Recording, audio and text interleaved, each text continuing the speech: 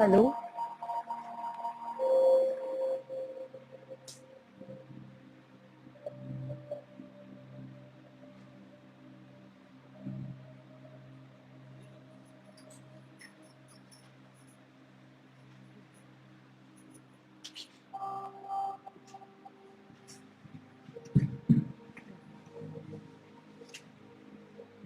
नमस्ते।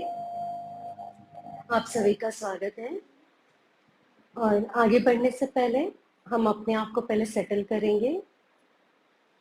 हम सेंटर करेंगे छोटे से मेडिटेशन के साथ।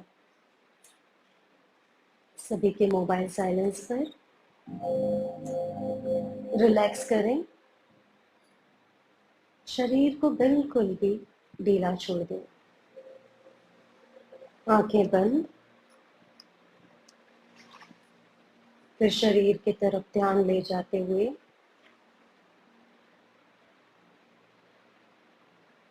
आपके शरीर के हर एक अंग को ढीला छोड़ते जाइए। कंधे, आपके हाथ, आपकी छाती का हिस्सा, abdomen area, lower waist area, आपके हिप एरियाज, दोनों घुटने, काफ मसल्स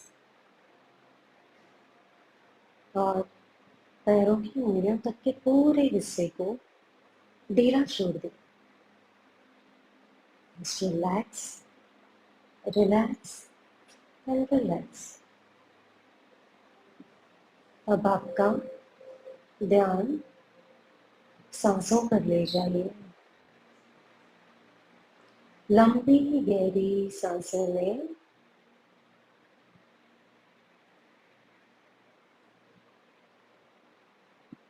और अब धीरे धीरे सांसों को रिलीज करें।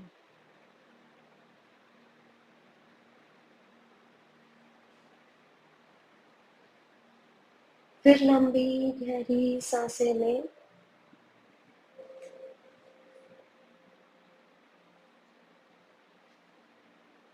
और अब धीरे धीरे सांसों को रिलीज करें।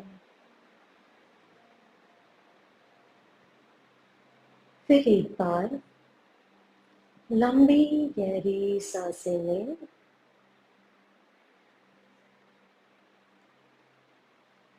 और अब धीरे से सांसों को रिलीज करें।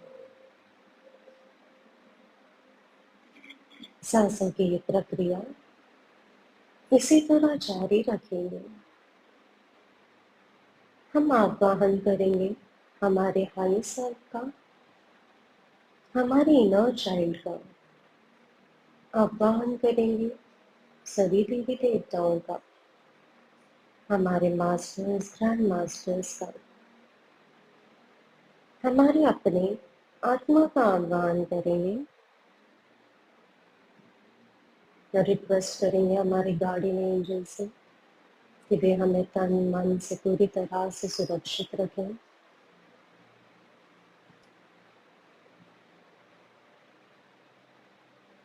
और इसी के साथ हम उन सारे डिवाइन कॉन्शियसनेस की एनर्जी के साथ मर्ज होते जा रहे हैं, जिन्हें भी हमने पुकारा है। उन सब की चेतना के साथ जुड़ते जा रहे हैं।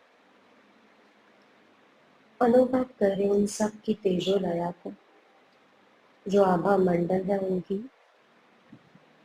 कितनी तेज है। उनके चेहरे पर का तेज,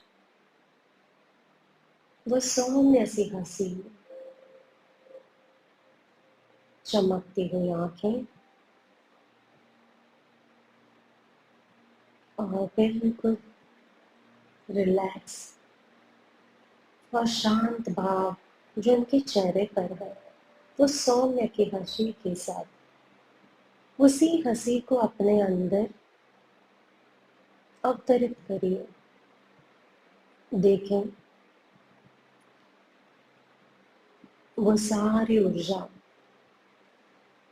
आशीर्वाद के रूप में उन सभी के जरिए आपकी तरफ आ रही है और आपके मुख से जुड़ती जा रही है। वही सौम्य सी हंसी आपके मुख पर भी आ चुकी है। आपका चेहरा भी उसी तरह से मलक रहा है। वही तेज, वही शांत भाव और आंखों के अंदर वही चमक। और जैसे जैसे उनकी ऊर्जा ने हमारे इस चेहरे की ऊर्जा को पूरी तरह से पॉजिटिव कर दिया, यही ऊर्जा आपके भीतर जा रही है और भीतर शरीर के, और यही सौम्य सी हंसी अब जैसे आपके शरीर के अंदर की ऊर्जा को भी हंसा रही है। शरीर के अंदर के हर एक कण कण को हंसा रही है। जैसे यही शीतलता, वही शांत भाव और वही प्रफुल्लता आपके हर एक कण के अंदर आते हुए वो उसकी ऊर्जा को और बढ़ा रही है। और जैसे हमारे रक्त के हर एक कण के अंदर ये खुशी आ चुकी है और वही खुशी अब पूरे शरीर में दौड़ रही है। रक्त संचार के साथ, रक्त प्रवाह के साथ खुशी की ऊर्जा सर से लेकर पांव तक हर एक मांसपेशियों में जैसे सबको प्रफुल्लित कर दिया है और सारी ऊर्जा पूरे शरीर को एक्टिव करते जा रही है, एनर्जाइज करते जा रही है। और शरीर वही फ्रेशनेस, वही प्रफुल्लता महसूस कर रहा है, वही शांत भाव महसूस कर रहा है।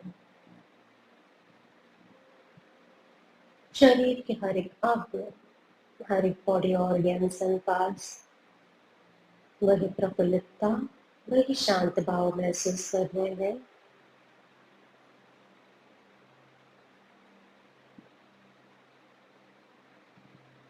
और पूरी तरह से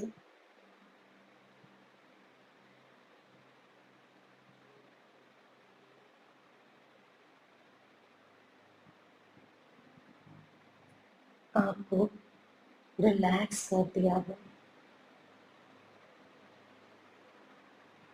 शरीर और मन पूरी तरह से रिलैक्स हो चुके हैं, सुकून मिल चुका है और हम सेंटर हो चुके हैं। अब यही हंसी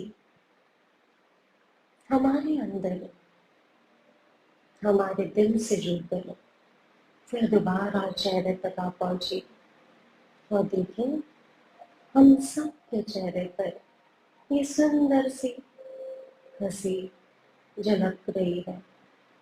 और इसी हंसी के साथ हम अपने आप को पूरी तरह से इस प्रेजेंट मोमेंट में ले आएंगे, इस पल में वापस ले आएंगे। हमारी सारी चेतना को इस पल में वापस ले आएंगे। फिर अपने सांसों से जुड़ जाइए। अब लंबी गहरी सांसें लें और महसूस करें ये हंसी की ऊर्जा सांसों के साथ अंदर जा रही है और फिर सांसों को रिलीज करें और यही हंसी की ऊर्जा आपके सांसों से बाहर आ रही है और आपके अंदर का आभा मंडल और बाहर का आभा मंडल इस हंसी खुशी के साथ मर्ज हो चुका है। हम पूरी तरह से स्पंद में वापस आ चुके हैं। अब हाथों और पैरों की उंगलियों को मिलाएं। आपके दोनों हाथ दोनों पैरों की उंगलियों को हिलाएं। अब हथेलियों को मलें, पामिंग करें। दोनों हथेलियों को मलें और तेजी से, और तेजी से। और इन हथेलियों का स्पर्श आपकी आंखों पर करें।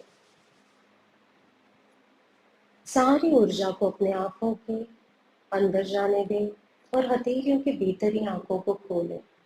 धीरे धीरे से आंखों को खोलें और महसूस करें आपकी आंखों के अंदर की वही चमक, वही खुशी। और इस खुशी को विजुलाइजेशन क्रिएट करते हुए अपनी हथेलियों में पास करें, जैसे आईना हो आपकी हथेलियां। और अब हथेलियों का स्पर्श पूरे शरीर में करें। पूरे शरीर में जहां कहीं पर भी आपको रिक्वायर्ड हो हीलिंग, वहां पर स्पर्श करें। और अब हम शुक्रिया करेंगे उन सभी देव देवताओं का, सभी देवियों का, हमारे मास्टर्स, हमारे गार्डियन एंजल, हमारे इनर चाइल्ड, हमारी आत्मा का धन्यवाद करेंगे। माता पिता का धन्यवाद करेंगे। अपने तन मन को धन्यवाद करें, अपने शरीर को धन्यवाद करें। और धीरे से अपनी आंखें खोलें। Then slowly open your eyes. So हंसी के साथ, मेरी खुशी के साथ फिर से हम डॉक्टर उदय और पूरी साई करुणा मिशन टीम आप सभी का भोपाल के इस रिट्रीट में स्वागत करती है। और जैसे ये 4 दिन में हम अपने आभा मंडल के ऊपर, अपने शरीर के ऊपर काम करेंगे।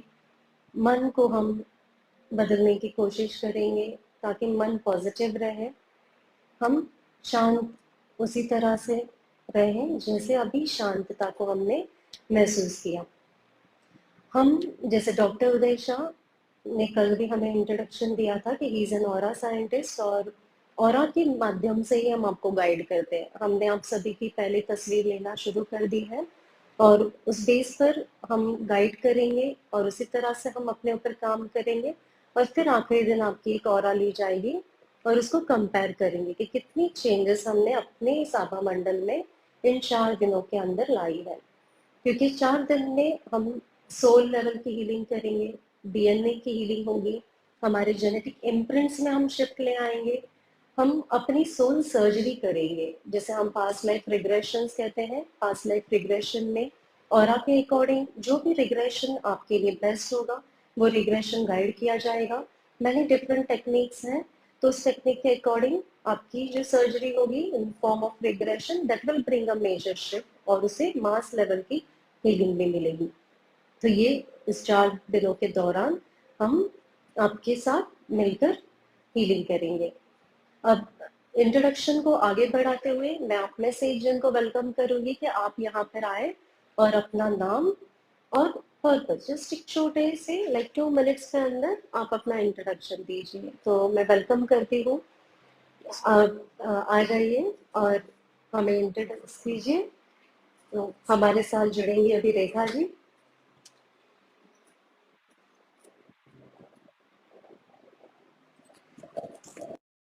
नमस्ते सभी को, मेरा नाम रेखा भिमटे है, मैं भोपाल से हूँ।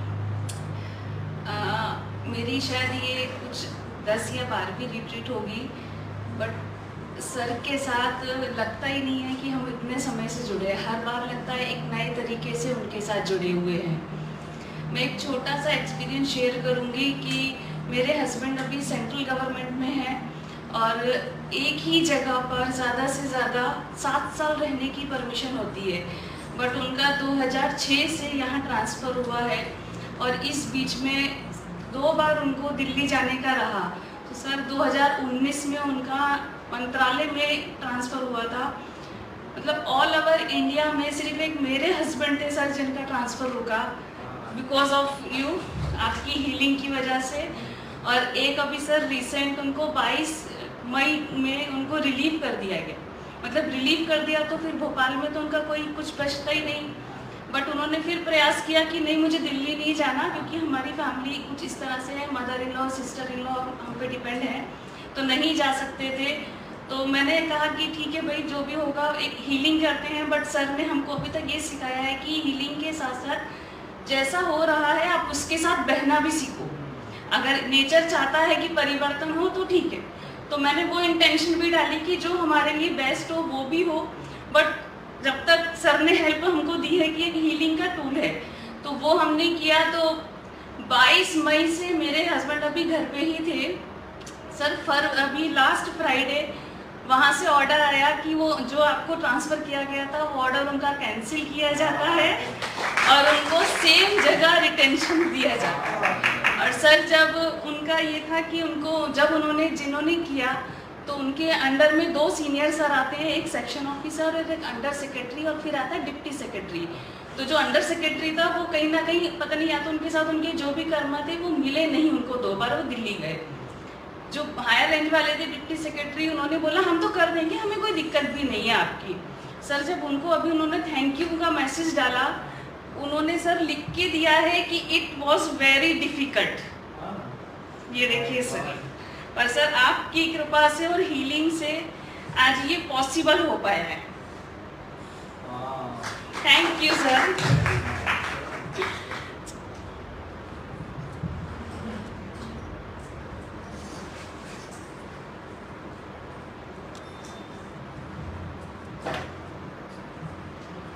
सभी को नमस्ते। मेरा नाम ज्योति पटेल है, मैं भोपाल से हूँ। मुझे इस कैंप से जुड़े हुए 3 साल हो चुके हैं और इस कैंप से जुड़ने के बाद बहुत सारे एक्सपीरियंस होते हैं छोटे छोटे, लेकिन ख़ास मुझे ऐसा लगता है कि एक्सेप्टेंस मेरा बढ़ गया है हर चीज़ के लिए। पहले मैं मेरे अकॉर्डिंग कुछ नहीं होता था तो रेजिस्ट करती थी, अब एक्सेप्ट करने लगी हूँ। और जो एक विचारों का तूफान चलता था हमेशा, वो अब धीरे धीरे शांत होने लगा है और मज़ा आता है करने में। प्रैक्टिस डे बाय डे जैसे जैसे प्रैक्टिस कर रहे हैं वैसे वैसे ऐसा लगने लगा है पीस, शांति रहती है हमेशा, उथल पुथल नहीं चलती है उतनी पहले जैसी। और मैं यही कहूँगी कि जैसे इस कैंप से जुड़ने के बाद ऐसा लगता है कि खुशी, शांति और पाने के लिए कुछ करने, ऐसे गॉसिपिंग करने की ज़रूरत नहीं है, पार्टी किटी कहीं जाने की ज़रूरत नहीं है। हम सिंबल्स के साथ, एफर्मेशंस के साथ और अपनी ब्रेथ के साथ एंजॉय कर सकते हैं। Thank you. मज़ा आ रहा है।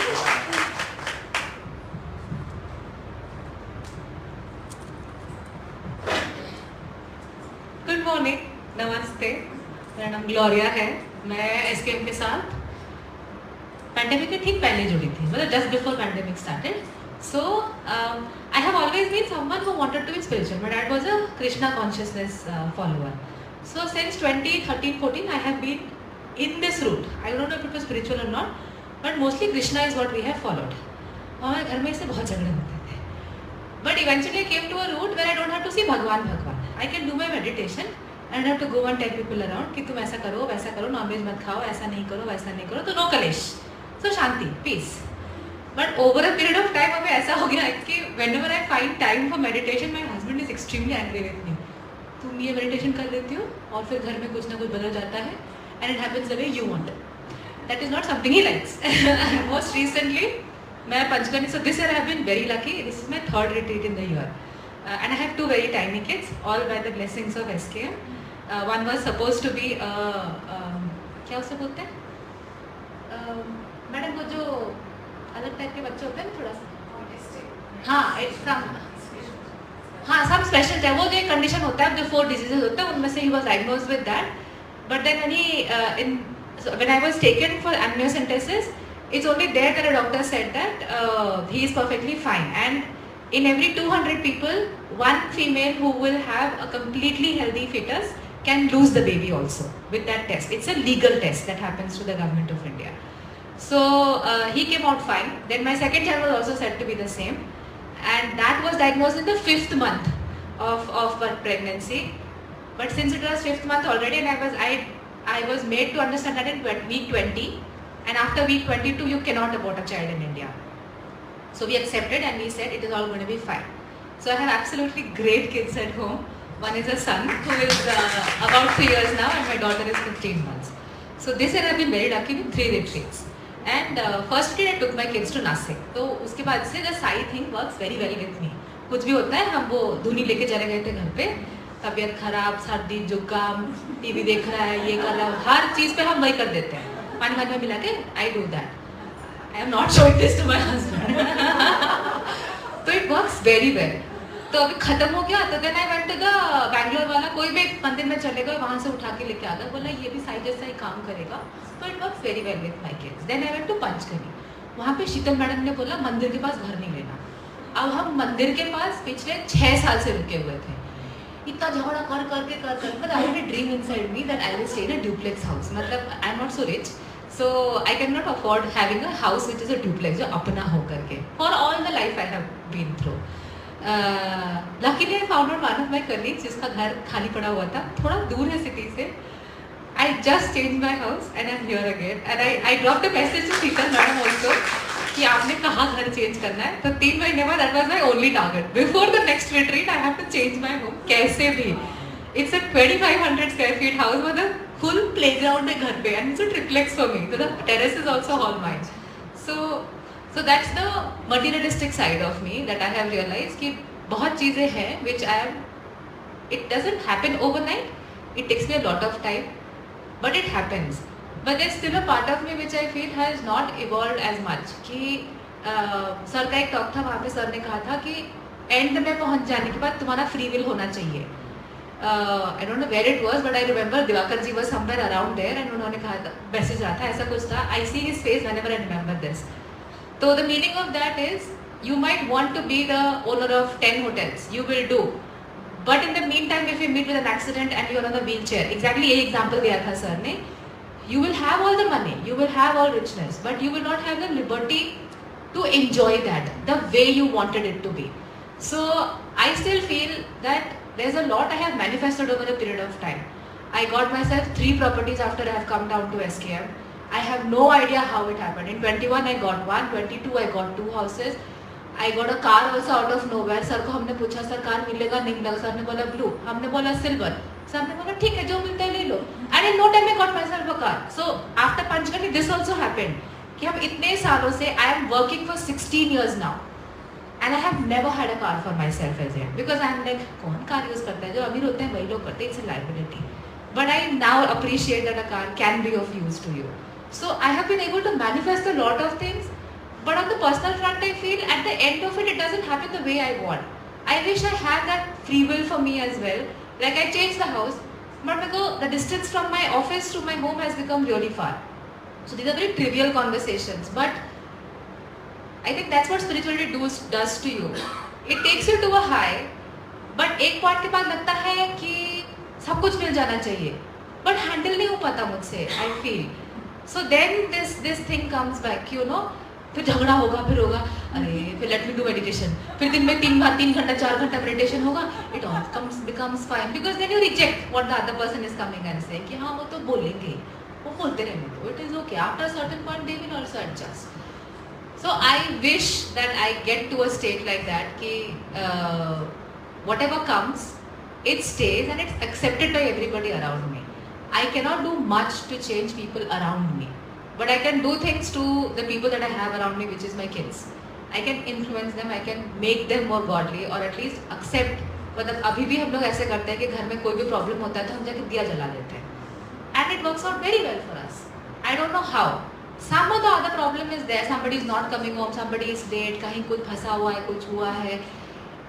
It just miraculously happens. Somehow it just does. And I think Nisha madam has been through all of this runs, sir also. I got here with the grace of Kumud. There's one of the colleagues here in SKM. She's a full-time now with SKM, and I'm so proud of her. So I think I've seen people evolve, change things, and be so graceful. And there's so many women in SKM who run homes, who have kids, who do their jobs also. And they still are so calm inside. मतलब मेरे पास तो वो सब है नहीं. मतलब I wish I ever be a speaker, but the only good thing I did to myself was I become a healer. I do help SKM to heal people in the background. So that's a huge thing that I feel I'm doing as well. I feel I'm able to serve. And beyond the work that we have, beyond the complaints of a boss, यहाँ पे मुझे कोई ऐसा नहीं मिलता जो कोई बोलता है कि ऐसा नहीं करना चाहिए, वैसा नहीं. There is always someone who comes and gives a nice perspective कि ऐसे नहीं, ऐसे heal करो, put this intention, that will work out better. So yeah, that has been my journey, and the first time I'm seeing Rekha Bhimpe madam, right? I've seen her so many times on TV, as in for me TV is Zoom or something. So I'm seeing her in flesh and blood the first time. So मुझे अच्छा लगा. And yeah, that's it. And I think I wish spirituality happens to everybody. It's a beautiful thing. It's just that we should have the grace to see the abundance that comes to us. Thank you.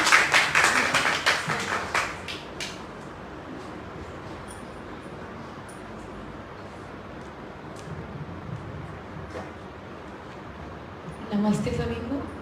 मैं यहीं भोपाल के पास सीहोर से हूँ और मेरी journey भी कुछ ऐसी ही रही है. 2019 से जुड़ी हूँ मैं, और उस समय जब मैं जुड़ी थी तब कुछ भी नहीं था लाइफ में, ऐसा लगता था सब कुछ होते हुए भी. लेकिन सर के अट्यूनमेंट के बाद जो चमत्कार होने शुरू हुए हैं, आज तक मैंने पीछे मुड़ के कभी नहीं देखा. और अब तो ये है कि मेरे कारण लोगों को कुछ फ़ायदा मिले, लोग कुछ सीखें, कुछ समझें लाइफ को, कैसे जीना है. ये तरीका लोगों को नहीं पता, ऐसा लगता है आसपास देखते हैं तो बस यही लगता है कि किसी भी तरह से लोगों की मदद हो जाए. और बहुत कोशिश भी की है, करती भी रहती हूँ, और सोचती हूँ कि सेवा है, जिसका फ़ायदा हो जाए. और बहुत सारे ऐसे एक्सपीरियंसेस हैं, जैसे अबंडेंस में तो मैं आ गई हूँ, हर तरह से अबंडेंस में हूँ. अभी जैसे विश्वास नहीं होता मुझे कि 3 घर में जल्दी हम लोगों ने खरीदे, फिर बहुत सारी दुकानें हैं, एक हॉल है, सब कुछ मतलब एक तरह से अबंडेंस ही कहेंगे इसको. मन एकदम शांत रहता है. बच्चे भी फील करने लग गए, मम्मी आप बहुत चेंज हो गई हो पहले से. स्टाफ भी कहता है कि इतना मेरेक्युलस चेंज कैसे आ गया है, कैसे संभव है. मैंने कहा भाई तुम लोग करके देखो तो तुम्हें भी पता चलेगा कि कैसे आता है. पर शायद उन सब की कुछ होगा कर्मा, जो ये यहाँ तक पहुँच नहीं पाते. इतना सब कुछ समझाने के बाद लोग आने को तैयार हैं, फिर आसपास ऐसी परिस्थितियाँ हैं कि वो पहुँच नहीं पा रहे हैं. तो इसको यही कह सकते हैं कि अभी शायद उनकी किस्मत में नहीं है. पर मुझे सब कुछ मिल गया और अब मैं सबको बांटना चाहती हूँ. बस सर से यही आशीर्वाद चाहती हूँ कि ये मौका आए कि मैं सबको बांटूँ. Thank you.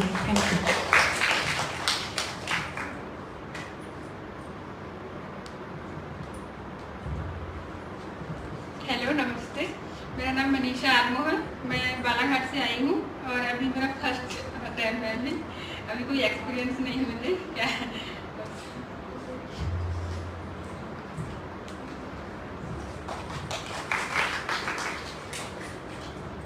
Har Har Mahadev everyone. I hope all you are doing good. This is my first time. My name is Ahana Sahu and I'm a localite from Bhopal. मैंने ये स्टार्ट पिछले सितंबर एंड या अक्टूबर starting में किया है, जब भी गणेश जी के विसर्जन से 2-3 दिन पहले की बात है. मेरा ये बिलीव है कि जब भी गणेश जी हमारे घर पे आते हैं तो जाते वक्त मुझे एक गिफ्ट दे के जाते हैं, भले वो बहुत बड़ा गिफ्ट हो या एक छोटा सा गिफ्ट, भले एक पिज्ज़ा पार्टी हो. लेकिन अभी मुझे गणेश जी ने ऐसी चीज़ लाइक जो तुम चाहो बोल के गए इस बार. और मैं सर और इस यहाँ पे सबके कांटेक्ट में आई और इस बार मुझे हमेशा के लिए तथास्तु बोल के गए. मुझे ऐसा फील हुआ. और मैं हमेशा मेरी मम्मी से बोलती थी कि nobody can convert into science. ये सब मतलब कोई रीज़न नहीं है इसका, सब ऐसे ही बोलते हैं. डोंट वॉच शिवानी, वो तो ऐसे बोलती हैं कि यहाँ पर चाटा मारे कोई तो यहाँ डाल दो, ये कर दो. मैं नहीं मान सकती ये सारी चीज़ों को. बट मेरी मम्मी मुझे खींच के लेकर गई जब ही अंजू मैम और लता मैम आई हुई थी, और मुझे उसके बाद मेरी लाइफ चेंज हो गई.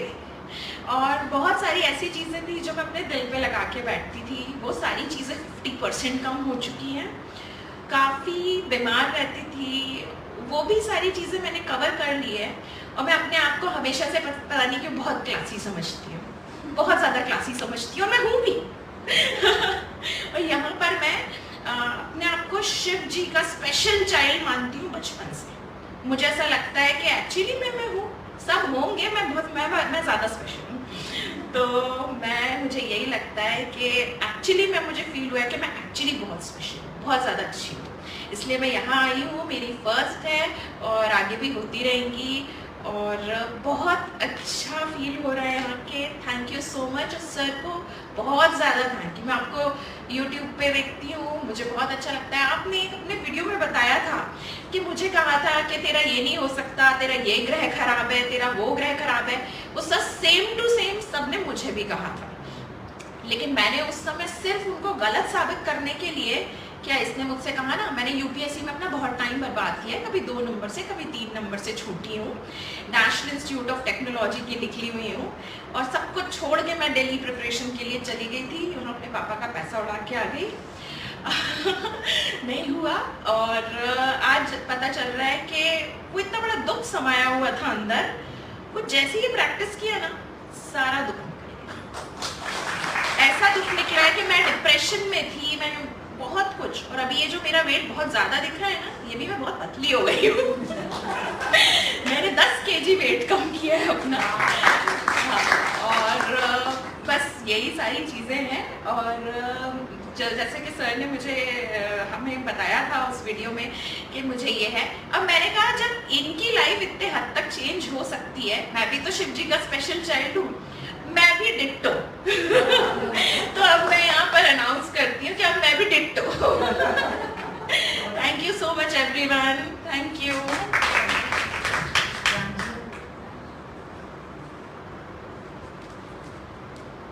मेरा नाम प्रांजलि चंदेल है और ये मेरा फर्स्ट रिट्रीट है। सो मेरे अभी कोई एक्सपीरियंसेस नहीं है, बट आई विश कि होंगे और बहुत अच्छे होंगे। Thank you.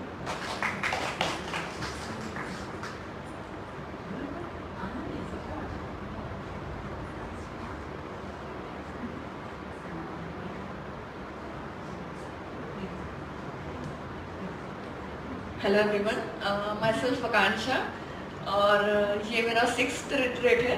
लास्ट रिट्रीट मैंने ऋषिकेश में किया था and after that I keep on doing healing for my self and others also. This time कोई पर्पस नहीं है रिट्रीट आने का, बिकॉज ये तो डेफिनेटली पता चल गया है कि once you are part of a retreat कुछ ना कुछ अच्छा ही होगा, ये confirm. Thank you.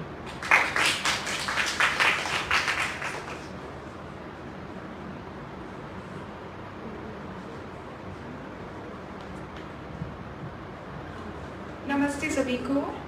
Thank you Anju ma'am, Geeta ma'am first of all, because इन्होंने मुझे यहाँ बताया है सारी चीज़ें। और मैं कुछ टाइम पहले, मेरा नाम प्रीति है और मेरे लिए फर्स्ट रिट्रीट है और मैं कुछ टाइम पहले मैम का वर्कशॉप ज्वाइन किया था। उन्होंने मुझे कुछ हीलिंग बताया था, वो मैं अभी कर रही हूँ। तो मुझे हेल्थ इश्यूज़ बहुत सारे हैं, वैसे लाइफ में बहुत सारे इश्यूज़ हैं, मेरा फर्स्ट टाइम ही है रिट्रीट। होपफुली कि मेरी लाइफ का सारा प्रॉब्लम सॉल्व हो जाए। और थैंक यू।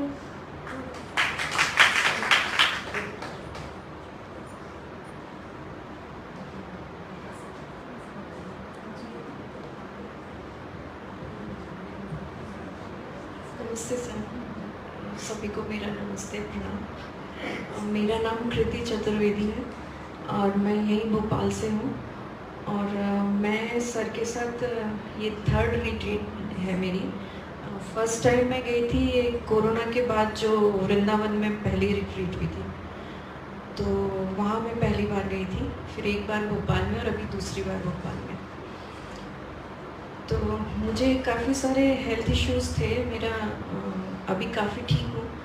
मेरा घुटना जो है, मुझे आर्थराइटिस डॉक्टर ने बोला था और बोला था कि इसको ऑपरेशन करवा के चेंज करना पड़ेगा, लेकिन मैंने हीलिंग कर करके ही खुद को काफ़ी ठीक किया है। और एक किस्मत से मुझे आयुर्वेदिक डॉक्टर मिले जिन्होंने बोला कि बिना ऑपरेट किए इसको हम हील कर देंगे और उससे बहुत फ़र्क पड़ा। और अब मैं मतलब 80% ठीक हो चुकी हूँ उससे। और बच्चे मेरे जो हैं वो मुझे ऐसे जादूगर की तरह बोलते हैं कि मम्मी को तो कोई भी प्रॉब्लम बताओ, थोड़ी देर बैठेंगी आंख बंद करके कुछ दिन और वो ऐसे चुटकी में गायब हो जाता है। तो बोलती है मम्मा आप तो जादूगर हो। तो हीलिंग से मुझे लगता है कि चीज़ें कुछ भी हो, सब कुछ पॉसिबल है, हम सब कुछ कर सकते हैं। और मेरे हस्बैंड जो है वो मेरी सास और नंद वगैरह सब मुझे ज़्यादा पसंद नहीं करती थी।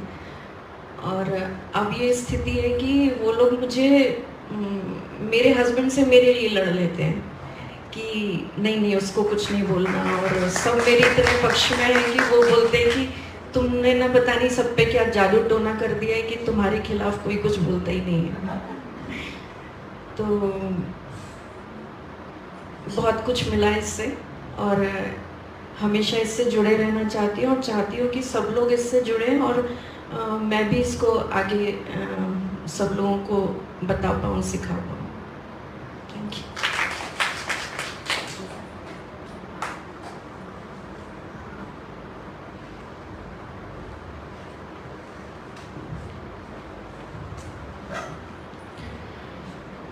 सभी को नमस्कार।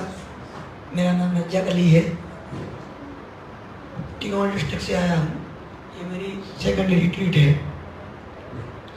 कहने को तो बहुत बातें हैं, लेकिन शॉर्ट एंड शूट ये है कि जितना करते जाएंगे उतनी अंडरस्टैंडिंग डेवलप हो गई। ये सेल्फ एक्सपीरियंस है। जैसा भी ये प्रोग्राम शुरू होने के पहले मन थोड़ा सा बोझल था, लेकिन मैम ने जैसे मेडिटेशन करवाया तो ना जाने कहाँ से इतनी फ्रेशनेस आ गई कि जैसे लंबे समय से जो नींद पूरी ना हुई हो वो कंप्लीट हो गई हो। और पहला जो रिट्रीट था मेरा वो शिरडी, इसके पहले था। तो जो प्रैक्टिस वहाँ मुझे सिखाई गई, तो ऑनेस्टली ये कहूँगा कि रेगुलर तो नहीं हो पाया, लेकिन जितना किया है उससे एक बात स्पष्ट है कि जितना हम करते जाएंगे और रेगुलर वे में करेंगे तो रिजल्ट आना निश्चित है। बस यही है।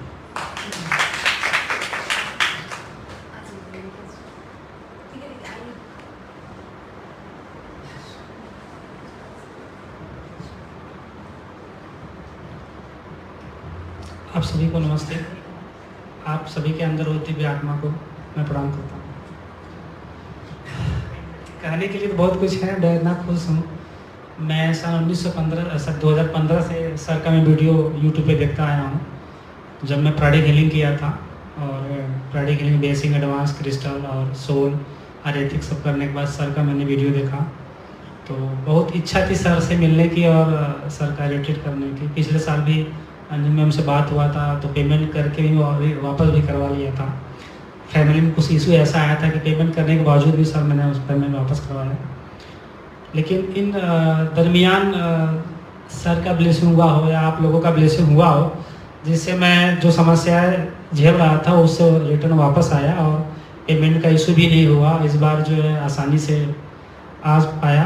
तो सर बस यही था कि सर मैं पेशे सर एक आयुर्वेद डॉक्टर हूँ, नाड़ी चिकित्सालय। मेरे गुरुजी आयुर्वेदाचार्य नाड़ी से थे, और मैं ओटी टेक्नीशियन भी हूँ। और जो है कि एलोपैथ 3 साल होम्योपैथ 3 साल प्रैक्टिस किया और डिग्री उसका नहीं है। और स्पिरिचुअल मुझे पसंद है पहले से ही। मुझे गीता, रामायण, शिव महापुराण, कुरान, बाइबल में सब पढ़ता हूँ। सारे धर्मों को मैं मानता हूँ। बस उसमें नॉलेज क्या है हमारा, उससे हमें मेरे सोल के लिए क्या पर्पज़ है मैं वही जानना चाहता हूँ। तो रिट्रीट करने का बस यही पर्पज़ था कि सिंबल क्या होता है, सोल हीलिंग क्या होती है, क्योंकि अपने पेशेंटों पे ज़्यादातर से उनको नेचर से ही जोड़ता हूँ, प्रकृति से जोड़ने का कार्य करता हूँ। क्योंकि मैं आयुर्वेद से हूँ, तो पंचकर्मा क्या है, 5 तत्व क्या है, हमारा लाइफ का पर्पज़ क्या है। हम बीमार होकर पैदा नहीं हुए, हम खुद बीमारी पैदा करते हैं। तो अगर देखा जाए एक गुरु, एक टीचर के सहयोग से हमारी हीलिंग हो सकती है। बाकी तो 20 से 30% ही बीमारी होती है। बाकी तो सब देखा जाए तो हमारा आपका संस्कार होता है, कितने जन्मों का संस्कार होता है। हम यहाँ पर लेसन सीखने आते हैं और चुकता भी करते हैं। बिना चुकता किए हुए सारी समस्याएं हल नहीं हो पाएगी। फ़र्क इतना है कि हम उसको ठीक करने की क्षमता खुद में पैदा कर सकते हैं। तो मैं आज भी बहुत खुश हूँ कि सर का दर्शन हुआ, और मैं बता नहीं सकता। सच कहे तो मैं ड्यूटी छोड़कर आया हूँ, मैं गाली भी सुना वहाँ पे, झगड़ा भी हुआ, बहस भी करके आया हूँ। मैं यही बोल दिया यार आपको निकालना है तो निकाल दीजिए, मुझे नहीं फर्क पड़ता है। क्योंकि मुझे इतना भरोसा कि प्रैक्टिकली मैं किया हूँ, तो एक है अपने खुद पे भरोसा कि नहीं सर की कृपा रहेगी तो आगे भी जो मैं सोचा हूँ पूरा हो। Thank you sir.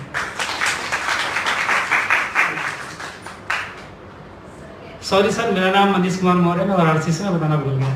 खुशी भी सर के सामने बैठे।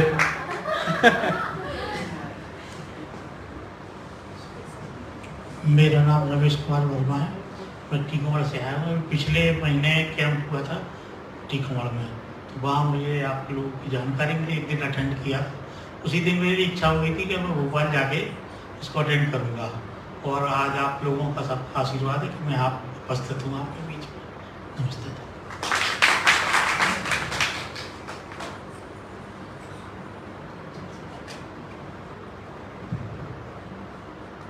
सभी को नमस्कार। मेरा नाम मनीष चंद्र है, मैं भी ग्वालियर में हूँ, मेरी जॉब है। यहाँ के बारे में मेरी सिस्टर ने बताई थी, जो मतलब सीडी में हुआ था, तो उन्हें गाइड करने के लिए बोली कि मतलब जा कर के एक्सपीरियंस लेकर के आओ। तो फर्स्ट टाइम मैं यहाँ से सर से बहुत कुछ सीख के जाना, बस इतना ही है।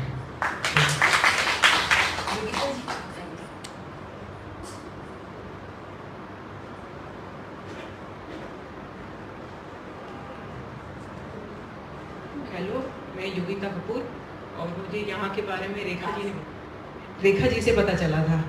तो पहले नंबर तो प्रियंक ने पिछले साल दिसंबर में किया था, मैं छोड़ने भी आई थी, और मैंने करुणा किया था। मैं तब से रेगुलर कर रही हूँ, तो उसका बहुत असर मैंने देखा। तो इस बार मैंने सोचा कि मैं पूरा ही करूँगी। तो बेटी और मैं करेंगे इस बार, और बेटा कह रहा था मैं अगली नेक्स्ट टाइम कर लूँगा।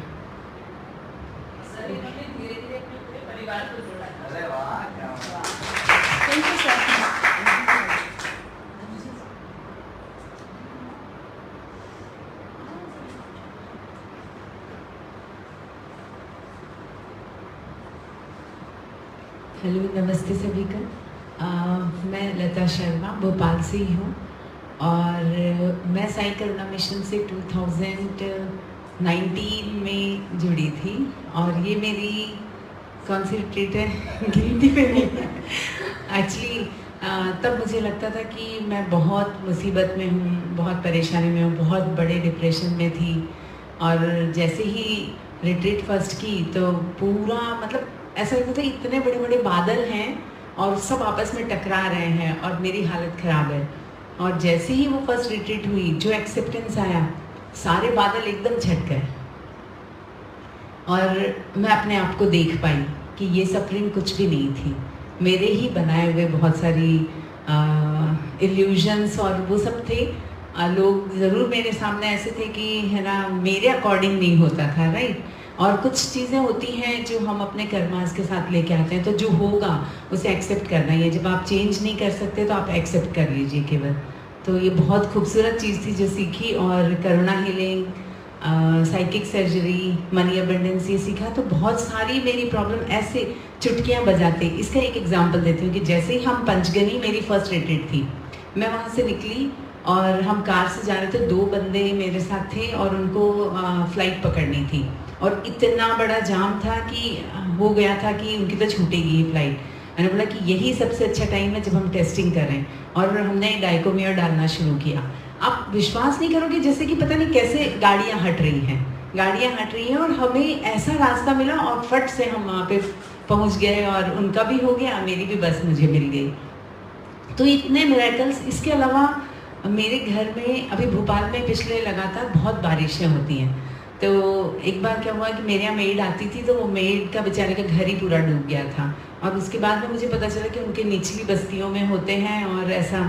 तो मैंने बोला कि ठीक है यार, बहुत तेज़ बारिश हो रही थी उस दिन, और मैं बाहर निकली और मैंने बोला कि यार उनकी बस्तियाँ फिर डूब जाएंगी। मैंने डाइकोमियो आँख बंद करी और स्टार्ट किया। मैंने सर से पूछा, सर ऐसा हो सकता है जब आप नेचर से जुड़ते हो ना, जब आप इन हीलिंग वाले सिंबल्स से जुड़ते हो, तो डेफिनेटली आप अपने अंदर मतलब इतना ट्रांसफॉर्मेशन होता है कि आप जुड़ जाते हो नेचर से। तो मैंने शुरू किया और मैंने विजुलाइज किया कि सारे डाइकोमियोज लग के और बादलों को रोक रहे हैं और धीरे बारिश कर दी। और डेफिनेटली वो एक बार नहीं, बहुत बार हुआ। फिर घर वाले जब भी तेज़ बारिश होती है तो मुझे बोलते हैं कि थोड़ा रोको तो इसे तो ये मैंने सर से पूछा, सर ऐसा होता है? तो बोले कि अगर आपके अंदर विश्वास है और आप उस एनर्जी को समझ पाते हो अपने अंदर की, जो कि ये सिंबल्स हमारे बहुत साथ देते हैं, लेकिन प्रैक्टिस रेगुलर करनी है। मैंने 1 साल खुद पे ऐसे प्रैक्टिस की थी कि कहीं पे भी हूँ, कैसे भी हूँ, उसको छोड़ना नहीं है। और तब जाके, और आज मैं यहाँ आप लोगों के सामने SKM की टीम के रूप में बैठी हूँ। तो आप लोग, बहुत अच्छा लगेगा आप लोगों को, बस सरेंडर आप लोगों को करना होगा। चीज़ों पे अपना माइंड नहीं लगाना है, दिल से हर काम को करना है ना। तो जहाँ दिमाग, क्योंकि हमारी जितनी प्रॉब्लम्स है सब इसी दिमाग के कारण ही है, मन और विचार के कारण, और कोई कारण से नहीं है। तो प्लीज़ बहुत अच्छे से प्रैक्टिस कीजिएगा, जो बताया जाता है वो अच्छे से सुनिएगा। आपके अंदर बहुत कुछ है जो आपको बाहर लाना है। Okay, thank you.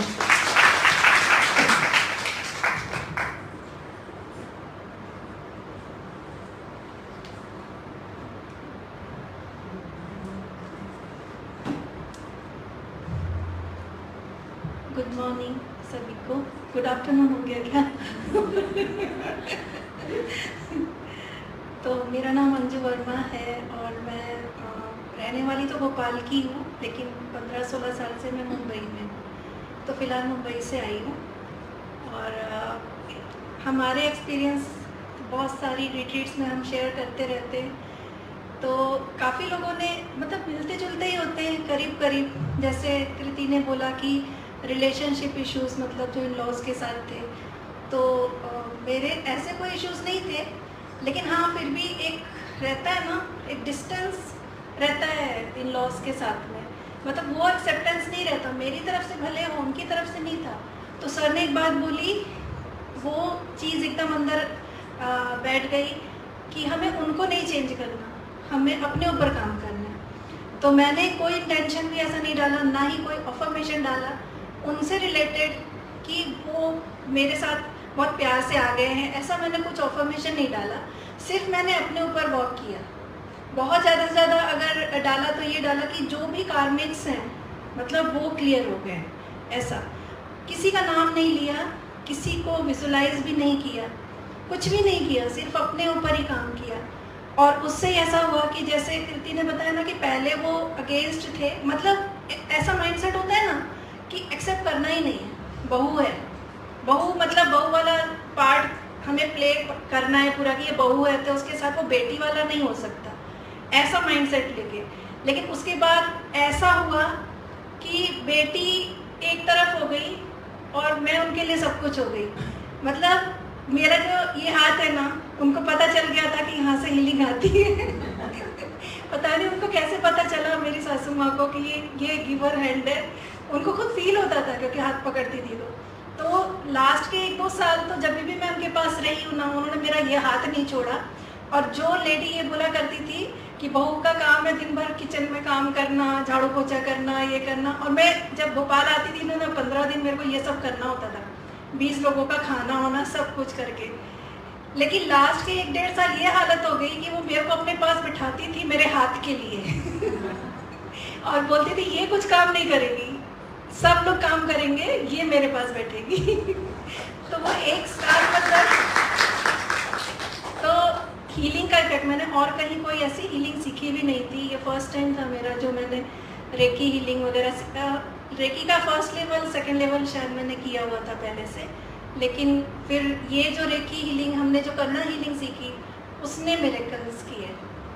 तो हेल्थ रिलेटेड भी इश्यूज काफ़ी रिजॉल्व हुए और रिलेशनशिप का तो हुआ ही। मेरी लाइफ में वही एक चीज़ थी पार्ट जो वर्क नहीं कर रही थी, इन लॉज वाला, तो वो पूरा सॉल्व हो गया। मतलब जब बोलते हैं ना सुप्रीम, जो सासू माँ ने कर दिया तो फिर बाकी तो कुछ लगता ही नहीं है। मतलब जो बाकी जेठ जेठानी वगैरह जो हैं वो तो वैसे भी आ ही गए प्यार से, क्योंकि सासू माँ का ही सब कुछ था। तो मैंने तो बहुत कुछ पाया है यहाँ से, और मिलता ही जा रहा है, क्योंकि उसका कोई अंत नहीं है, इनफाइनाइट है वो। मतलब देखा जाए तो ऐसा लगता है कि अब लाइफ में कुछ रह ही नहीं गई है प्रॉब्लम्स। मतलब जिसको हम इश्यूज बोला करते थे, आज भी इश्यूज और प्रॉब्लम्स काफ़ी लोगों के लिए वो इश्यूज हैं, कि इशू है, प्रॉब्लम है, ऐसा कुछ रह ही नहीं गया। ऐसे अंदर से एक प्रोग्रामिंग हो गई है कि क्या है, कुछ भी नहीं है, सॉल्यूशंस तो सबका है। और जैसे बोला जाता है कि सॉल्यूशंस के ऊपर हमको खाली फोकस करना है, तो प्रॉब्लम्स तो दिखती नहीं है। और यही चाहते हैं सर कि सभी लोगों के मन में यही बात आए कि प्रॉब्लम कुछ नहीं है, सिर्फ सॉल्यूशंस ही है हमारी लाइफ में, वो है ये सिंबल्स और ये लाइट। ठीक है, तो सभी लोग, मैं चाहती हूँ कि इस पे चलें, और आप लोग भी जब यहाँ से जाते हैं तो और लोगों को भी अपना एक्सपीरियंस वर्बली भी शेयर कीजिए जो आपने यहाँ से पाया, कि वो लोग भी यहाँ पे आएँ और ये जो भी मैजिक कह लें इसको, चाहे हीलिंग कह लीजिए इसको, वो सीखें और अपनी लाइफ को बहुत इजी बनाएं। ठीक है, थैंक यू। एक चीज़ जो रह गई थी वो ये कि जब अट्यूनमेंट होगा तो आप पूरा सरेंडर कीजिएगा, बिकॉज मेरे अंदर जो चेंज आया ना, वो अट्यूनमेंट से जो सिंबल्स मेरे अंदर गए तो वो उसी टाइम से वर्क करना शुरू कर दिए, क्योंकि सब दिमाग सब हटा दिया था, सरेंडर कर दिया था कि अब जो यहाँ होना है मुझे लग रहा है वही है लाइफ, और रियली वो काम हुआ। तो उस समय आप अपने आप को पूरा मेडिटेशन में और सर का अट्यूनमेंट बहुत अच्छे से लीजिएगा, पूरे इस भाव से कि सब कुछ आपके अंदर आ गया है, बस वहीं से चेंज यहीं आप फील कर पाओगे, है ना? ठीक, थैंक यू।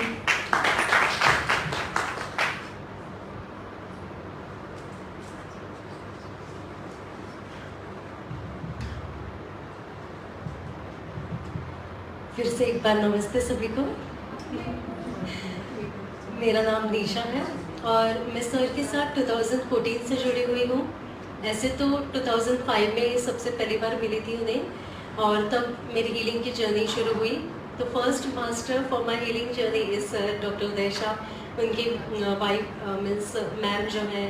तो हम तभी उन्हें पहली बार मिले थे, मैं मम्मी के साथ गई थी और उन्हीं के हेल्थ के लिए, उनकी हीलिंग के लिए। तो उसके बाद जो हमने प्रैक्टिस की रेगुलरली, मम्मी को 6 मंथ कंटिन्यूस हीलिंग गई, तो शी वॉज़ वेरी फाइन, जैसे वो बेड रेस्ट पर थी। तो उसके बाद वो हीलिंग के माध्यम से शी वॉज़ कम्प्लीटली फाइन, और टचवुड अभी तक वो सेफ है, हेल्दी है और बिल्कुल स्वस्थ है। तो वही हीलिंग आज तक काम आ रही है। और ऐसा था कि अगर हीलिंग इतनी मदद करती है तो इसी में आगे बढ़ना था। तो सर को फिर से जब मिली, इन्हें पूछा और क्या करना चाहिए। मेरा थोड़ा सा एम था कि मैं नेचुरोपैथी में आगे बढ़ूं, पर शायद जर्नी थोड़ी सी अलग थी मेरी, तो अलग तरह से आगे बढ़ी। फिर ऑरा में इंटरेस्ट आया, तो ऑरा स्टडी के लिए सर के सामने मैंने पूछा कि इसमें कैसे आगे बढ़ सकते हैं। तो तब से लेकर अब तक ऑरा स्टडी के साथ में आगे बढ़ रहे हैं। बहुत सारे ऑरा देखे हैं इतने सालों में, और खुद की भी ऑरा देखी है, जैसे हर समय सर के गाइडेंस से हम भी अपनी ऑरा को चेक करते हैं। Many things come up, like ऐसे नहीं है कि हमारी जर्नी भी सिंपल है, हम सभी अपने कर्मा को लेकर आए हैं। We also have lot of up and downs, क्योंकि कितने सारे लाइफ हैं, नॉट जस्ट वन लाइफ। तो आज हमारी ऑरा अगर बहुत साफ है तो हो सकता है कि 4 दिन बाद जब चेक करें तो there will be some other miss dark energies आएंगे। तो इसका ये मतलब नहीं है कि हमारी हीलिंग काम नहीं आ रही है, इसका मतलब है कि हीलिंग हो रही है तो अंदर से वो कचरा बाहर निकल रहा है। क्योंकि अंदर जो दबा है, जब तक वो बाहर निकल के साफ नहीं होगा तब तक हम कैसे अंदर से शुद्ध होंगे। आत्मा जो पहली बार थी तो एक लाइट फॉर्म में थी, पूरी शुद्ध थी, ट्रांसपेरेंट थी, उसके अंदर रंग हमने भरे। उस रंग को हमने कैसे गहरा बनाया, गाढ़ा बनाया, वो भी हमारे ऊपर था। अब वो रंग जैसे गाढ़े बनते गए तो वो उसके गांठ बन गई। अब वो गांठ शरीर में कौन से हिस्से में जाके रुक गई, उसने कैसा रूप लिया, कौन सी डिजीज़ बनी, वो शरीर के अंग के ऊपर निर्भर है। तो हमें उस गांठ को फिर से खोलना। तो गांठ खोलने के लिए जैसे वो बनी गाढ़ी, उसी तरह से तो जर्नी जाएगी ना। तो वो गांठ को पहले हम डाइल्यूट करेंगे, फिर वो रंग हल्का होगा, फिर धीरे धीरे साफ होगा और एकदम से स्वच्छ हो जाएगा। तो ये चलते रहेगा। हम सबकी और जितनी बार करेंगे ऐसी चीज़ें हमें ऊपर दिखेंगी। हमें सिर्फ उसके ऊपर काम करते रहना है, जो भी सीखा है उसको अप्लाई करते रहना है। तो थैंक यू। और अभी मैं सर को इन्वाइट कर रही हूँ।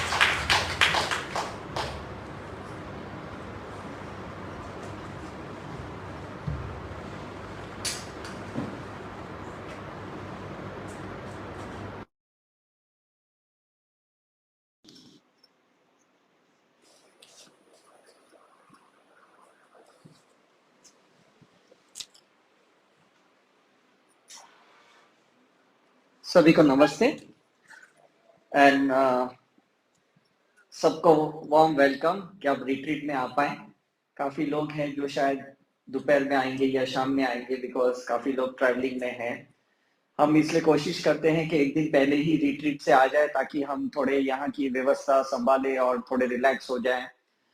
और कल भी हमारा बहुत एक अच्छा फ्री सेमिनार था एनर्जी मेडिसिन का, जो आप बाद में कभी टॉक सुन सकते हो, बहुत बढ़िया रहा। 3 दिन पहले जब मैं यूएस से फ्लाइट पकड़ के यहाँ आ रहा था इंडिया, तो 15 घंटे की नॉन स्टॉप जर्नी थी।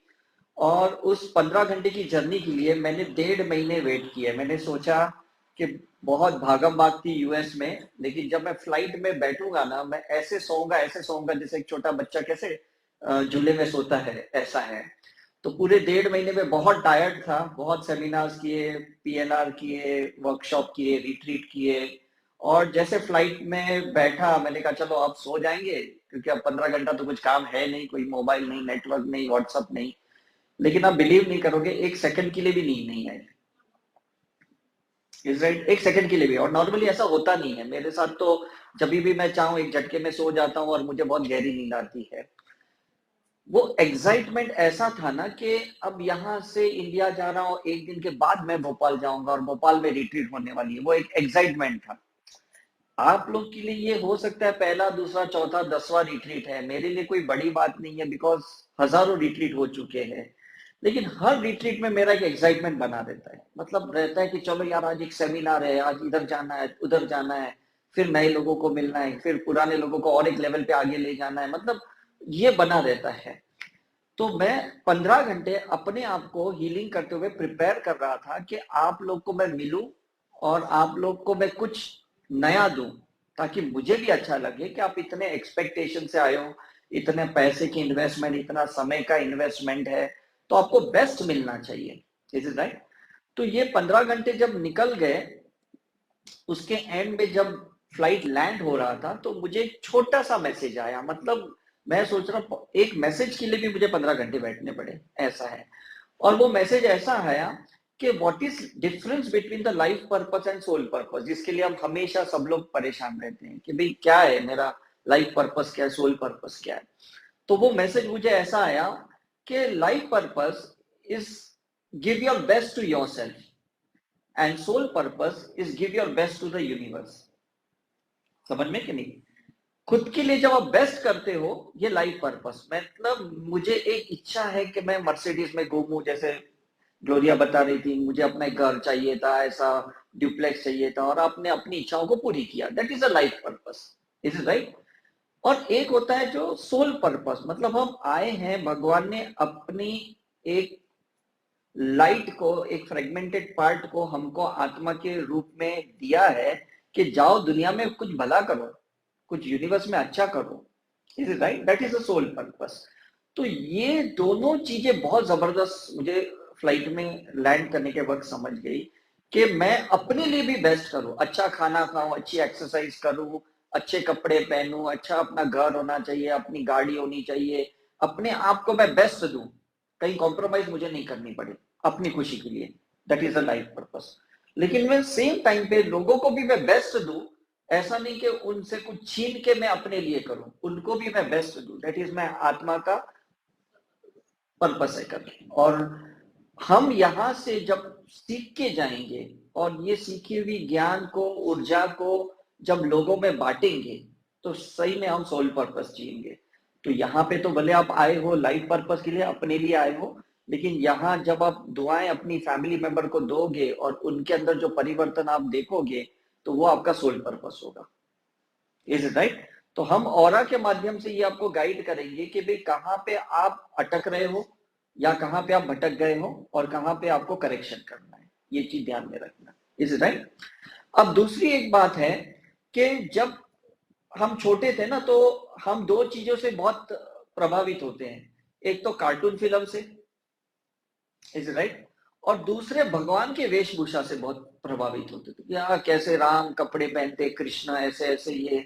तो मैं सोचता था कि कार्टून इतने अच्छे हैं, दिखते नहीं, भगवान इतने अच्छे हैं, तो उनको मनुष्य में अवतार लेने की क्या जरूरत है? Is it right? मतलब जब भगवान है तो उनको ह्यूमन बीइंग में आने की क्या जरूरत है? तो ये जब मैं ऑरा के रिसर्च में आया तब मुझे पता चला कि भगवान एक कारण से आते हैं और वो कारण वापस यही होता है, एक लाइफ पर्पस, एक सोल पर्पस। कारण क्या है कि उन्हें भी एक बेस्ट एक्सपीरियंस फिजिकल फॉर्म में ही मिल सकता है। अगर शरीर नहीं है तो आप एक्सपीरियंस किस चीज का करोगे? भटकोगे ना, इज इट राइट? भले आपकी चेतना कितनी भी ऊंची हो, ऊर्जा कितनी भी ऊंची हो, लेकिन फिजिकल फॉर्म ही नहीं तो क्या करोगे? इस होटल में इतने वाईफाई है, कनेक्शन है, लेकिन कोई इंस्ट्रूमेंट ही नहीं वाईफाई को कनेक्ट करने के लिए, तो वाईफाई का फायदा क्या है? Is it right? तो भगवान भी इस राम है, कृष्ण है, बुद्धा है, महावीर है, जीसस है, ये सारे शरीर का धारण करने के लिए है, क्योंकि उनको 5 एलिमेंट्स का एक्सपीरियंस चाहिए था, 5 सेंसेस का एक्सपीरियंस चाहिए था। ये उनका एक लाइफ पर्पस था और वो एक्सपीरियंस से लोगों को सुधारना चाहते थे। ये इनका सोल पर्पस था, ये उनका एक अस्तित्व था। Is it right? तो हमें भी जो मिले हैं, इंद्रियां मिली है, जो भी सेंसेशंस मिले हैं, हमें उसका बेस्ट एक्सपीरियंस लेना है। कोई अवॉइड नहीं करना है कि नहीं ये खाने को त्यागना है, जीवन को त्यागना है, ब्रह्मचर्य त्यागना है, मतलब चीजों की जो इच्छा है उसको दबाना है, ऐसा कुछ नहीं करना है। एक्सपीरियंस लेना है, लेकिन वो डिटैचमेंट के साथ, उससे ज्यादा अटैच नहीं होना है, उससे ज्यादा मोह नहीं रखना है। हम अच्छे से अच्छा मोबाइल यूज कर सकते हैं, घड़ी यूज कर सकते हैं, कपड़े यूज कर सकते हैं, लेकिन एक टाइम आने के बाद छोड़ देना है। तो ये मैं अगर आपको साइंस की भाषा में कहूं तो ये कैसे काम करता है? दुनिया में आपको पता है बहुत सारी थियरीज है, डू यू नो? बहुत सारी थियरीज है, बहुत सारी बिलीफ सिस्टम है, बहुत मान्यताएं हैं, लोगों की अलग अलग मान्यताएं हैं, बहुत सारे कॉन्सेप्ट्स हैं। आप किसी लाइब्रेरी में जाओ, आप पागल हो जाओगे, ये इतनी किताब मतलब मैं कौन सी पढ़ूं, क्योंकि कितने लोगों ने लिखी है और हर एक का अपना एक्सपीरियंस। Is it right? लेकिन अगर उसको साइंस के माध्यम से देखा जाए तो सिर्फ 2 ही प्रकार की थियरी है इस दुनिया में, जो मैं आज आपको समझाने की कोशिश कर रहा हूं।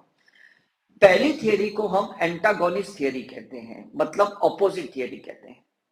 मैं आपको डिटेल में आज समझाऊंगा। एक ऑपोजिट थियरी होती है और एक थियरी ये होती है कि जिसके डेप्थ में जाओ या जिसके एक्सट्रीमिटीज में जाओ, ये एक दूसरी थियरी होती है।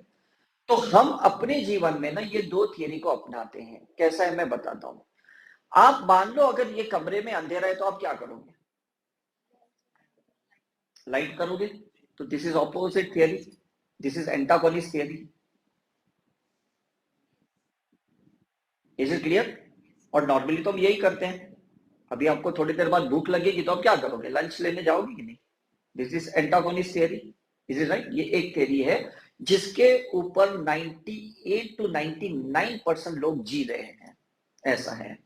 दूसरा एक थियरी है, दूसरा एक कॉन्सेप्ट है जो लोगों को पता नहीं है, वो ये है कि द थियरी ऑफ एक्सट्रीमिटी। उसका मतलब क्या? अगर आप एलोपैथी के मेडिसिन खाते हो ना, केमिकल मेडिसिन खाते हो ना, ये एंटागोनिस्ट थियरी है। जैसे मैं हमेशा बोलता हूं, डायबिटीज हुआ तो एंटी डायबिटिक, ब्लड प्रेशर हुआ तो एंटी हाइपरटेंसिव, कैंसर हुआ तो anti cancer medicine. Antagonist theory चलती है ये। और दूसरी जो एक्सट्रीमिटी वाली थियरी चलती है ना, वो हम यूज करते हैं स्पिरिचुअलिटी में। कैसे मैं कहता हूं, हम कोई भी चीज से भागते नहीं है, हम उसी चीज के गहराई में जाते हैं। जैसे अभी इन्होंने थोड़ी देर पहले कहा कि मुझे लोगों से परेशानियां थी, तकलीफें थी, तो मैंने उनको सुधारने की कोशिश नहीं की, मैंने अपने ऊपर काम किया। This is extremity. मुझे अगर डिप्रेशन है तो मैं डिप्रेशन के और अंदर गहराई में जाके देखना चाहता हूं कि ये मुझे क्या सिखाना चाहती है। मुझे अगर तकलीफ है तो मैं ये देखना, ये तकलीफ मुझे क्या सिखाना चाहती है। ये परिस्थिति बुरी है तो ये परिस्थिति मुझे क्या सिखाना चाहती है। ये सामने वाला इंसान मुझे तकलीफ दे रहा है तो मैं देखना चाहिए क्या सिखाना चाहता है। This is the theory of spirituality, this is the theory of extremity. तो ये थियरी पहले भी इस्तेमाल की गई, लेकिन किसी ने उसको एक्नॉलेज नहीं किया। कौन लोगों ने इस्तेमाल किया मैं आपको बताता हूं। कृष्ण थे जिनको महाभारत में उतरना पड़ा, लेकिन उन्होंने युद्ध नहीं किया, किसी के ऊपर हाथ नहीं उठाया। Is it right? तो वो पार्टिसिपेट स्टार्टिंग से एंड तक थे, लेकिन उन्होंने युद्ध नहीं किया, लेकिन उन्होंने एक्सट्रीमिटी देखी। राइट? मतलब एक अर्जुन की एक्सट्रीमिटी देखी, एक दुर्योधन की एक्सट्रीमिटी देखी, लेकिन खुद पार्टिसिपेट नहीं हुए थे। Is it right? Homeopathy, Ayurvedic, ये जो नेचुरल थेरेपियां होती है ना, ये सारी थेरेपी ना एक्सट्रीमिटीज वाली होती है, और लोग ये समझते नहीं। लोग बोलते हैं यार मैंने ये किया, इसके बाद तो चीजें और बिगड़ गई मेरी। कहते कि नहीं? लोग कहते हैं ना, जैसे लोग कहते हैं भाई मैंने ध्यान किया, जैसे भी ग्लोरिया ने भी बताया, मैं ध्यान करने गई तो चीजें और बिगड़ती गई, क्योंकि मेरे हिसाब से चीजें होने लगी तो घर वालों को लगा तो क्या तुम्हारी जैसी सब चीजें होती है। इन्होंने कहा कि भाई मेरे घर वाले मुझे जादूगर समझते हैं क्योंकि हर चीज होती है।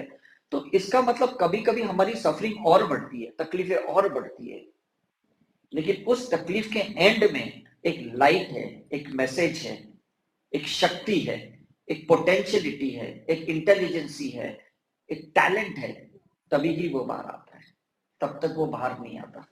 Is right? पूरी महाभारत का एक मैसेज है ना जो आज तक मिसिंग है, वो मैसेज ये था कि युद्ध करके कोई फायदा नहीं, लेकिन पूरी जिंदगी या पूरे जन्मों जन्मों तक हम आज तक युद्ध कर रहे हैं। Is right?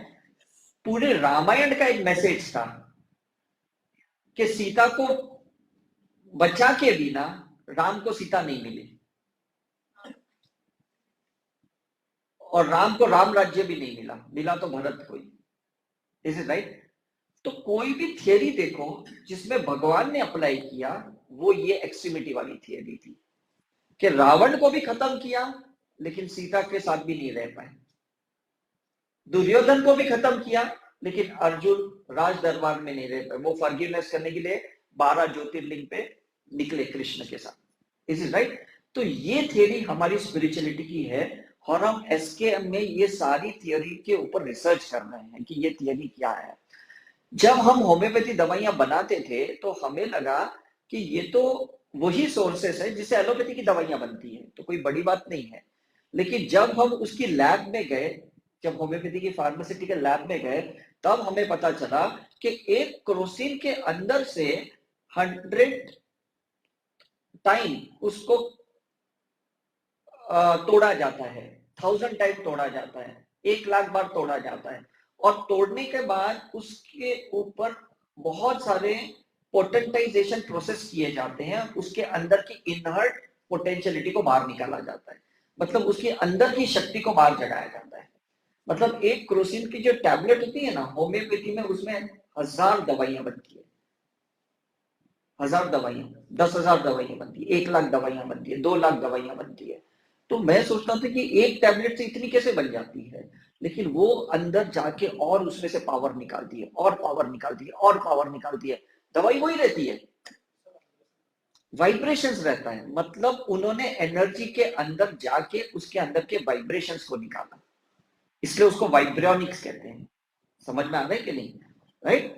अब जैसे गिटार होता है, सितार होता है, हारमोनियम होता है, ये इंस्ट्रूमेंट दिखते हैं, लेकिन जब ये तरंगे बजती है ना, और वो तरंगे जो म्यूजिक अंदर जाता है, और अंदर जब एक शांति सा फील होता है ना, ये इनर पोटेंशियलिटी है, ये उसके अंदर की ताकत है, जो ऐसे नहीं दिखता है।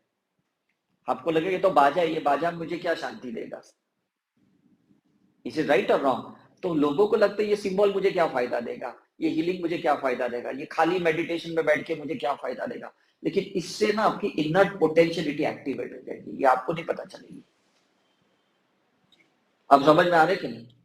ये अलग चीज है। ये कैसी है कि लोगों के अंदर की गहराइयों में जाने की विधियां हैं, ये क्रियाएं हैं, ये आप ही कर सकते हो और कोई नहीं कर सकता। आपको लैब में नहीं डालना है, आपको ऑपरेशन थिएटर में नहीं डालना है, आपको किसी अस्पताल में एडमिट नहीं होना है, आपको अपने अंदर जाके उस एक्सट्रीमिटीज में जाना है। और वो एक्सट्रीमिटीज क्या है कि चलो मैं और जाता हूं, देखता हूं इसके अंदर है क्या, मुझे इसे भागना नहीं है, मुझे ऑपोजिट नहीं करना है, एंटागोनिस्ट नहीं बनना है, मुझे एंटी कैंसर वाली दवाई नहीं चाहिए, एंटी डायबिटीज वाली नहीं चाहिए। मैं देखना चाहता हूं इस बीमारी की गहराई में क्या मेरी कमियां खामियां छुपी है, मेरी गलतियां क्या है जिसके वजह से ये बीमारियां हुई, जिसके वजह से ये मेरे संबंध बिगड़ गए, जिसके वजह से पैसा मेरे पास नहीं आ रहा, मैं देखना चाहता हूं वो क्या है। तो वो जो थियरी एक्सट्रीमिटी वाली है, उसको कहीं ना कहीं आपने अपनाया है, लेकिन आपने उसको एक्नॉलेज नहीं किया। आप बोले नहीं मैंने ये अपनाई नहीं। मैं बताता हूं, आप में से कितने लोग हैं जिन्होंने फास्टिंग की है? देखो मैक्सिमम लोगों ने की है, इज इट राइट? उपवास किया है कि नहीं आपने? कभी श्रावण सोमवार का उपवास, कभी मंगलवार का, कभी शनिवार का उपवास किया है, कभी कुछ ना कुछ किया है, संकष्टी का। ये क्यों करते? ये एक्टिविटी तो है कि एक दिन बहुत खाया, एक दिन खाया ही नहीं, या खाया तो सिर्फ फल फ्रूट ही खाया। Is it right? जैनिज्म में आप देखो एक्सट्रीमिटी वाले फास्टिंग करते हैं, राइट? उधर के साधु देखो, जैनिज्म वाले एक्सट्रीमिटी वाले रहते, पैदल ही चलते हैं, राइट? हम तो दिन में 2-3 बार नहाते हैं, वो तो सालों सालों तक नहीं नहाते। ये भी एक्सट्रीमिटी वाली चीजें हैं। Is it right? हम तो मतलब मोबाइल पे बातें करते हैं, वो तो कोई गैजेट यूज नहीं करते, कोई इलेक्ट्रॉनिक चीजें यूज नहीं करते। हम तो लाइट, पंखा, एसी यूज करते हैं, वो लोग ये भी एक्टिविटी वाली है। ये सारी जो एक्टिविटी वाली है ना, ये आपको उस अंत पे ले जाएगी जिसके बाद आपको लगेगा कुछ नहीं है, तो फिर इसके आगे मैं इसको प्राप्त करने की चेष्टा ही क्यों करूं, कोशिश ही क्यों करूं? क्योंकि उसके आगे तो कुछ भी नहीं है। फिर आप कहां जाओगे? फिर आप अंदर जाओगे, और यहां से आपकी रियल यात्रा शुरू होगी। Is it right? जहां आपको लगेगा कुछ भी नहीं, फिर आप क्या करोगे? अंदर जाओगे कि नहीं? आपको बहुत प्यास लगी है, और प्यास के चक्कर में आप पानी को ढूंढ रहे हो, और बहुत चले, और बाद में पता चला पानी कहीं पे भी नहीं है। फिर आप क्या करोगे पता है? आप अपने अंदर की सलाइवा को सीक्रेट करोगे, उसको एक्टिवेट करोगे, और आपकी जो जबान सूखी थी ना, उसी से उसको आप वेट करोगे। You got my point? तो ये थ्योरी है एक्सट्रीमिटीज की, जो हमें स्पिरिचुअलिटी में इस्तेमाल करनी है। तो लोग इसी को संकल्प कहते हैं, आध्यात्मिक संकल्प कहते हैं। और जब ये संकल्प किया जाता है ना कि नहीं, मुझे छोड़ना ही नहीं, भले कितना भी मुझे टूटना पड़े, कितनी भी मेरी बुरी हालत हो, मुझे इसको छोड़ना ही नहीं, और तभी सही में आपको रिजल्ट मिलेगा, तब तक आपको रिजल्ट नहीं मिलेगा। ये बीच में ना मैदान छोड़ के भागने की कोशिश मत करना। ऑनेस्टली कहता हूं, जितने लोग एसकेएम को छोड़े हैं, स्पिरिचुअलिटी को छोड़े हैं, आर्ट ऑफ लिविंग को छोड़े, ब्रह्म कुमारी को छोड़े ना, इनको किसी को कोई रिजल्ट नहीं मिला। ये सब कमजोर लोग हैं जो डरते हैं कि नहीं मेरा तो बुरा हो गया, मैं तो कुछ पाने के लिए किया, ये तो मेरा तो बुरा हो गया। बुरा होने दो जितना होता है, टूटने दो। मैं हमेशा एक सेंटेंस बोलता हूं, टूटोगे नहीं तब तक उठोगे नहीं। Is it right? होगा कि नहीं? आप वैष्णो देवी चढ़ते हो, केदारनाथ चढ़ते हो, चढ़ते टूट जाते हो, थक जाते हो, सांसें रुक जाती है, लेकिन उसके बाद जो दर्शन होते हैं ना, वो आपको ऐसे प्रभावित करते कि यार मैं वापस आना चाहता हूं, बस भोलेनाथ मुझे ब्लेसिंग करो कि मैं जल्दी जल्दी यहाँ पे आऊं, माता मुझे ब्लेस करो कि मैं वापस आऊं। बोलते हो कि नहीं? ये नहीं बोलते हो दर्शन क्या होता है, दूसरी बार मत बुलाना, ऐसे बोलते हो? यही मैं कहता हूं, दिस इज द एक्सट्रीमिटी। तो जुनून से करो ये प्रैक्टिस। मैंने भी एक दिन 1999 में ये मैंने जुनून से प्रैक्टिस की थी, जब मैंने लाइफ में पहली बार उपवास किया, बिकॉज लास्ट डे ऑफ पजोशन था जैनिज्म का, और उस उपवास में मैंने 21 घंटे मेडिटेशन किए, और उस मेडिटेशन में मैंने 6 पास्ट लाइफ देखी, और तब से मेरी लाइफ पूरी चेंज हो गई। अगर मैं वो जुनून से फास्टिंग नहीं करता, और मैं 21 घंटे का ध्यान, साधना, हीलिंग नहीं करता, तो शायद मैं अपने पिछले जन्म देखता ही नहीं, और मेरी ये जिंदगी बदलती नहीं, मैं तो मेडिकल प्रैक्टिस को कंटिन्यू करता। तो कहीं तो आपको एक्सट्रीमिटी में जाना होगा कि नहीं? कहीं तो जाना होगा कि नहीं? तो ये चीजों को होने दो, इससे भागो मत, इससे लड़ो मत, लोगों को ब्लेम मत करो, लोगों को सुधारने की कोशिश मत करो, इसकी गहराई में जाओ, क्योंकि इसी के अंदर ही कुछ तो छुपा है। इज इट राइट ना? कुछ तो छुपा है। आपकी कोई भी चीज बिगड़ती है ना, फॉर एग्जाम्पल मोबाइल बिगड़ता है, और जब आप मैकेनिक के पास जाते हो, वो उसी के अंदर जाता है, वो खुद के मोबाइल में जाके आपकी मोबाइल को रिपेयर नहीं करेगा, करेगा? उसी के अंदर जाता है। आप डॉक्टर को बोलते हो मुझे तकलीफ है, वो आपकी ही ब्लड जांच करवाता है, वो सीटी स्कैन, एमआरआई आपकी ही करवाता है, वो उसी के शरीर के अंदर जाके ये देखने की कोशिश करता है कि तकलीफ क्या है। तो हम ऑरा में बार बार गाइड करते हैं आपको, अब यहाँ पैच है, इस पे काम करो, अब हेड पे, अब कमर पे, अब पैर पे, अब यहाँ पे, ये कलर पे फोकस करो, ये इश्यू पे फोकस करो। तो हर बार अगर इश्यू बदलते हैं, तो ये मत सोचो कि मेरा तो कोई फायदा ही नहीं हो रहा, ये सोचो चलो मुझे और कुछ काम करने के लिए मिला, मुझे और कुछ एक नया मकसद मिला, कुछ अपने पे प्रयोग करने का, एंड डू दैट। और मुझे भी यही बहुत मजा आता है कि चलो अब भोपाल की रिट्रीट है, ये जैसे खत्म होगी 23 को मैं फ्लाइट पकड़ के जाऊंगा, और 26 को वापस मुझे पंचगनी जाना है, वापस मुझे एक रिट्रीट करनी है, वापस कुछ एक नया सोचना है, नया मुझे कुछ ना कुछ रिसर्च करना है, मतलब एक एक्साइटमेंट बढ़ा रहता है। ऐसा नहीं कि अरे बोर हो जाऊंगा, वापस लोगों के साथ रहना है, मैं तो बहुत टायर्ड हूँ, कितने साल और करूं, क्या फायदा हो रहा है मुझे, ऐसा मैं कभी नहीं सोचता। बिकॉज आपको कुछ देने के चक्कर में ना मैं अपने अंदर की यात्रा में बढ़ाता हूं, समझ में आ रहा है कि नहीं? और आपको यही करना है, भले दुनिया के साथ रहो लेकिन अपने अंदर जाने के लिए कभी डरना मत। लोग यही डरते हैं, जब भी खाली बैठे रहते हैं ना मोबाइल लेके बैठे रहते हैं, क्योंकि उनको अंदर नहीं जाना। किसी के साथ फोन पे बात करते हैं, किसी के साथ चैट करते हैं, किसी की यूट्यूब में देखते हैं, किसी का स्टेटस चेक करते हैं। इज इट राइट और रॉन्ग? क्योंकि खाली नहीं बैठना है। और आजकल का जनरेशन आप देखते हो खाली नहीं बैठ सकते वो लोग। उनका एक वर्ड ना बहुत कॉमन है, बहुत बोर हो रहा है, बहुत बोर हो रहा है यार, कुछ तो यार करो यार, कुछ बोर हो रहा है, कुछ करते हैं यार, कुछ बोर हो रहा है। और कुछ करने के बाद वापस 2 मिनट ये भी बोर हो रहा है यार। पेशेंस नहीं ना, अंदर जाने की मतलब ताकत ही नहीं है उनको। कंप्यूटर में जाएंगे, मोबाइल में जाएंगे, गेम्स की में जाएंगे, इधर उधर जाएंगे, अपने अंदर नहीं जाएंगे। बस यही एक प्रॉब्लम है ये जनरेशन का। और जब आप अंदर जाने को शुरू करोगे ना, आपको पता चलेगा अरे बाप रे, कितने मेरे अंदर टैलेंट है, कितनी ताकत है, कितनी पोटेंशियलिटी है, और कितना मेरे अंदर क्या कहते हैं स्टेमिना है, स्ट्रेंथ है। Is it right? और उसको जब आप बाहर निकालोगे ना तो जबरदस्त रहेगा। ये कौन लोग हैं जो मंदिर की प्राण प्रतिष्ठा करते हैं? इंसान ही तो है, मतलब है ना इंसान में ताकत कि पत्थर की मूर्ति को भी भगवान बना सकते है कि नहीं? बस उस क्रिया को अपना ही है। तो वो पंडित पुजारी भी जो होते हैं ना, अंदर जाके साधना करते हैं और शक्तियां खुद की कुंडलिनियां जगाते हैं और फिर वो मंदिर की प्राण प्रतिष्ठा करते हैं, करते कि नहीं? है ना? जैसे अभी इन्होंने कहा कि भाई एट्यूनमेंट के वक्त आप एकदम ध्यान से लेना, क्योंकि हम अपनी 21 बार एट्यूनमेंट करते हैं एक इंसान को एट्यूनमेंट करने के लिए। मतलब 21 बार पावर हमें अपने अंदर जनरेट करना पड़ता है, एक पावर आपको देने के लिए। Is it right? तो जितने अच्छे रिसीवर बनोगे ना, उतने अच्छे डोनर बन पाओगे। जितनी अंदर की यात्रा कर पाओगे, इतनी बाहर की यात्रा कर पाओगे। ओशो ने भी बहुत अपनी अंदर यात्रा की, फिर दुनिया में घूमे। बुद्धा ने भी अपनी अंदर यात्रा की, फिर दुनिया घूमे। महावीर ने भी बहुत अपनी अंदर यात्रा की, फिर दुनिया घूमे। और आज तक उनका भले फिजिकल अस्तित्व नहीं भी है तो भी हम उनको मानते कि नहीं? साईं बाबा है या जो भी लोग हैं, कृष्ण है, राम है, मानते, क्योंकि उन्होंने अंदर इतने गए और जाने के बाद इनके अंदर की बहुत सी खूबियों को बाहर निकाला। तो हम उनको बहुत ब्लाइंडली फॉलो करें, ग्रंथों के जरिए, टीवी सीरियल के जरिए, कथाओं के जरिए, किसी ना किसी तरह से उनको फॉलो कर रहे हैं। Is it right? तो मैं आपको ये कह रहा हूं कि लाइफ को वेस्ट मत करो। अपने अंदर कुदरत ने जो शक्तियां, कुछ तो ज्ञान दिया है ना, उस ज्ञान को बाहर निकालो, उस टैलेंट को बाहर निकालो। और जब निकालोगे ना तो लोग आपके फॉलोअर बनेंगे। आपको इंस्टा के फॉलोअर की जरूरत नहीं है, आपको फेसबुक के फॉलोअर्स की जरूरत नहीं है, आपको लोगों को फॉलोअर्स की जरूरत नहीं है। वो नॉलेज जिसको चाहिए ना, वो आप तक पहुंच जाएगा। पहुंचेगा कि नहीं? हम बंबई में जिस एरिया में रहते हैं ना, उस एरिया में कुछ भी चीज, जैसे वड़ा पाव भी मिलता है ना बहुत अच्छा सा, कितनी दूर से लोग आके लाइन लगाते हैं। Is right? लोग बनारस जाते हैं ना पान खाने के लिए।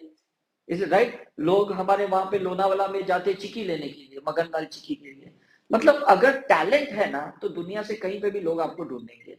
मैं जब भी कहीं इवेंट करने जाता हूँ, अगर यूएस जाता हूँ, तो लोग बोलते हैं कि वहां लोग है क्या? मैंने कहा नहीं। बोलते फिर वहां क्यों जा रहे हो जब स्टूडेंट ही नहीं है? तो मैंने कहा आ जाएंगे। और सही में ऐसे होता है, जब भी जाता हूँ कनाडा में, यूएस में, दुबई में, सिंगापुर में, सही में लोग आ जाते हैं। कोई मार्केटिंग नहीं करते हम, क्योंकि जिसको जहां जरूरत है ना, वो लोग वहां पे पहुंच जाते हैं। आज यहाँ पे रिट्रीट में आप क्यों आए हो? कुछ तो जरूरत है ना आपको, कुछ तो जानना है कि नहीं, कुछ तो समझना है कि नहीं, कुछ तो प्राप्त करना है कि नहीं। ऐसा नहीं कि दुख ने यहां पहुंचाया, नहीं, खोज ने यहां को पहुंचाया, खोज ने पहुंचाया। अदरवाइज नॉर्मली क्या होता है, मैं आपको बताऊं, जो आदमी दुखी है ना, वो क्या करता है पता है? नॉर्मली क्या करता है पता है? वो दुखी वाले गाना सुनता है, सैड वाले गाना सुनता है, वो और ज्यादा दुखी होता है। Is it right? जिसको गुस्सा आता है ना, वो क्या करता है? और ज्यादा गुस्सा निकालता है और 4 आदमी को गाली देता है। इज इट राइट और नॉट? आदमी वही करता है जो उसको तकलीफ देती है, और उसको फ्यूल टू फायर कहते हैं। और वो अपनी ही वेब में है, वो अपनी ही जाल में फंसा हुआ है, उसको ऑपोजिट करना है, ऑपोजिट करना है और एक्सट्रीमिटी में जाना है कि मुझे देखो कि भाई उस एक्सट्रीम में मुझे क्या हो सकता है।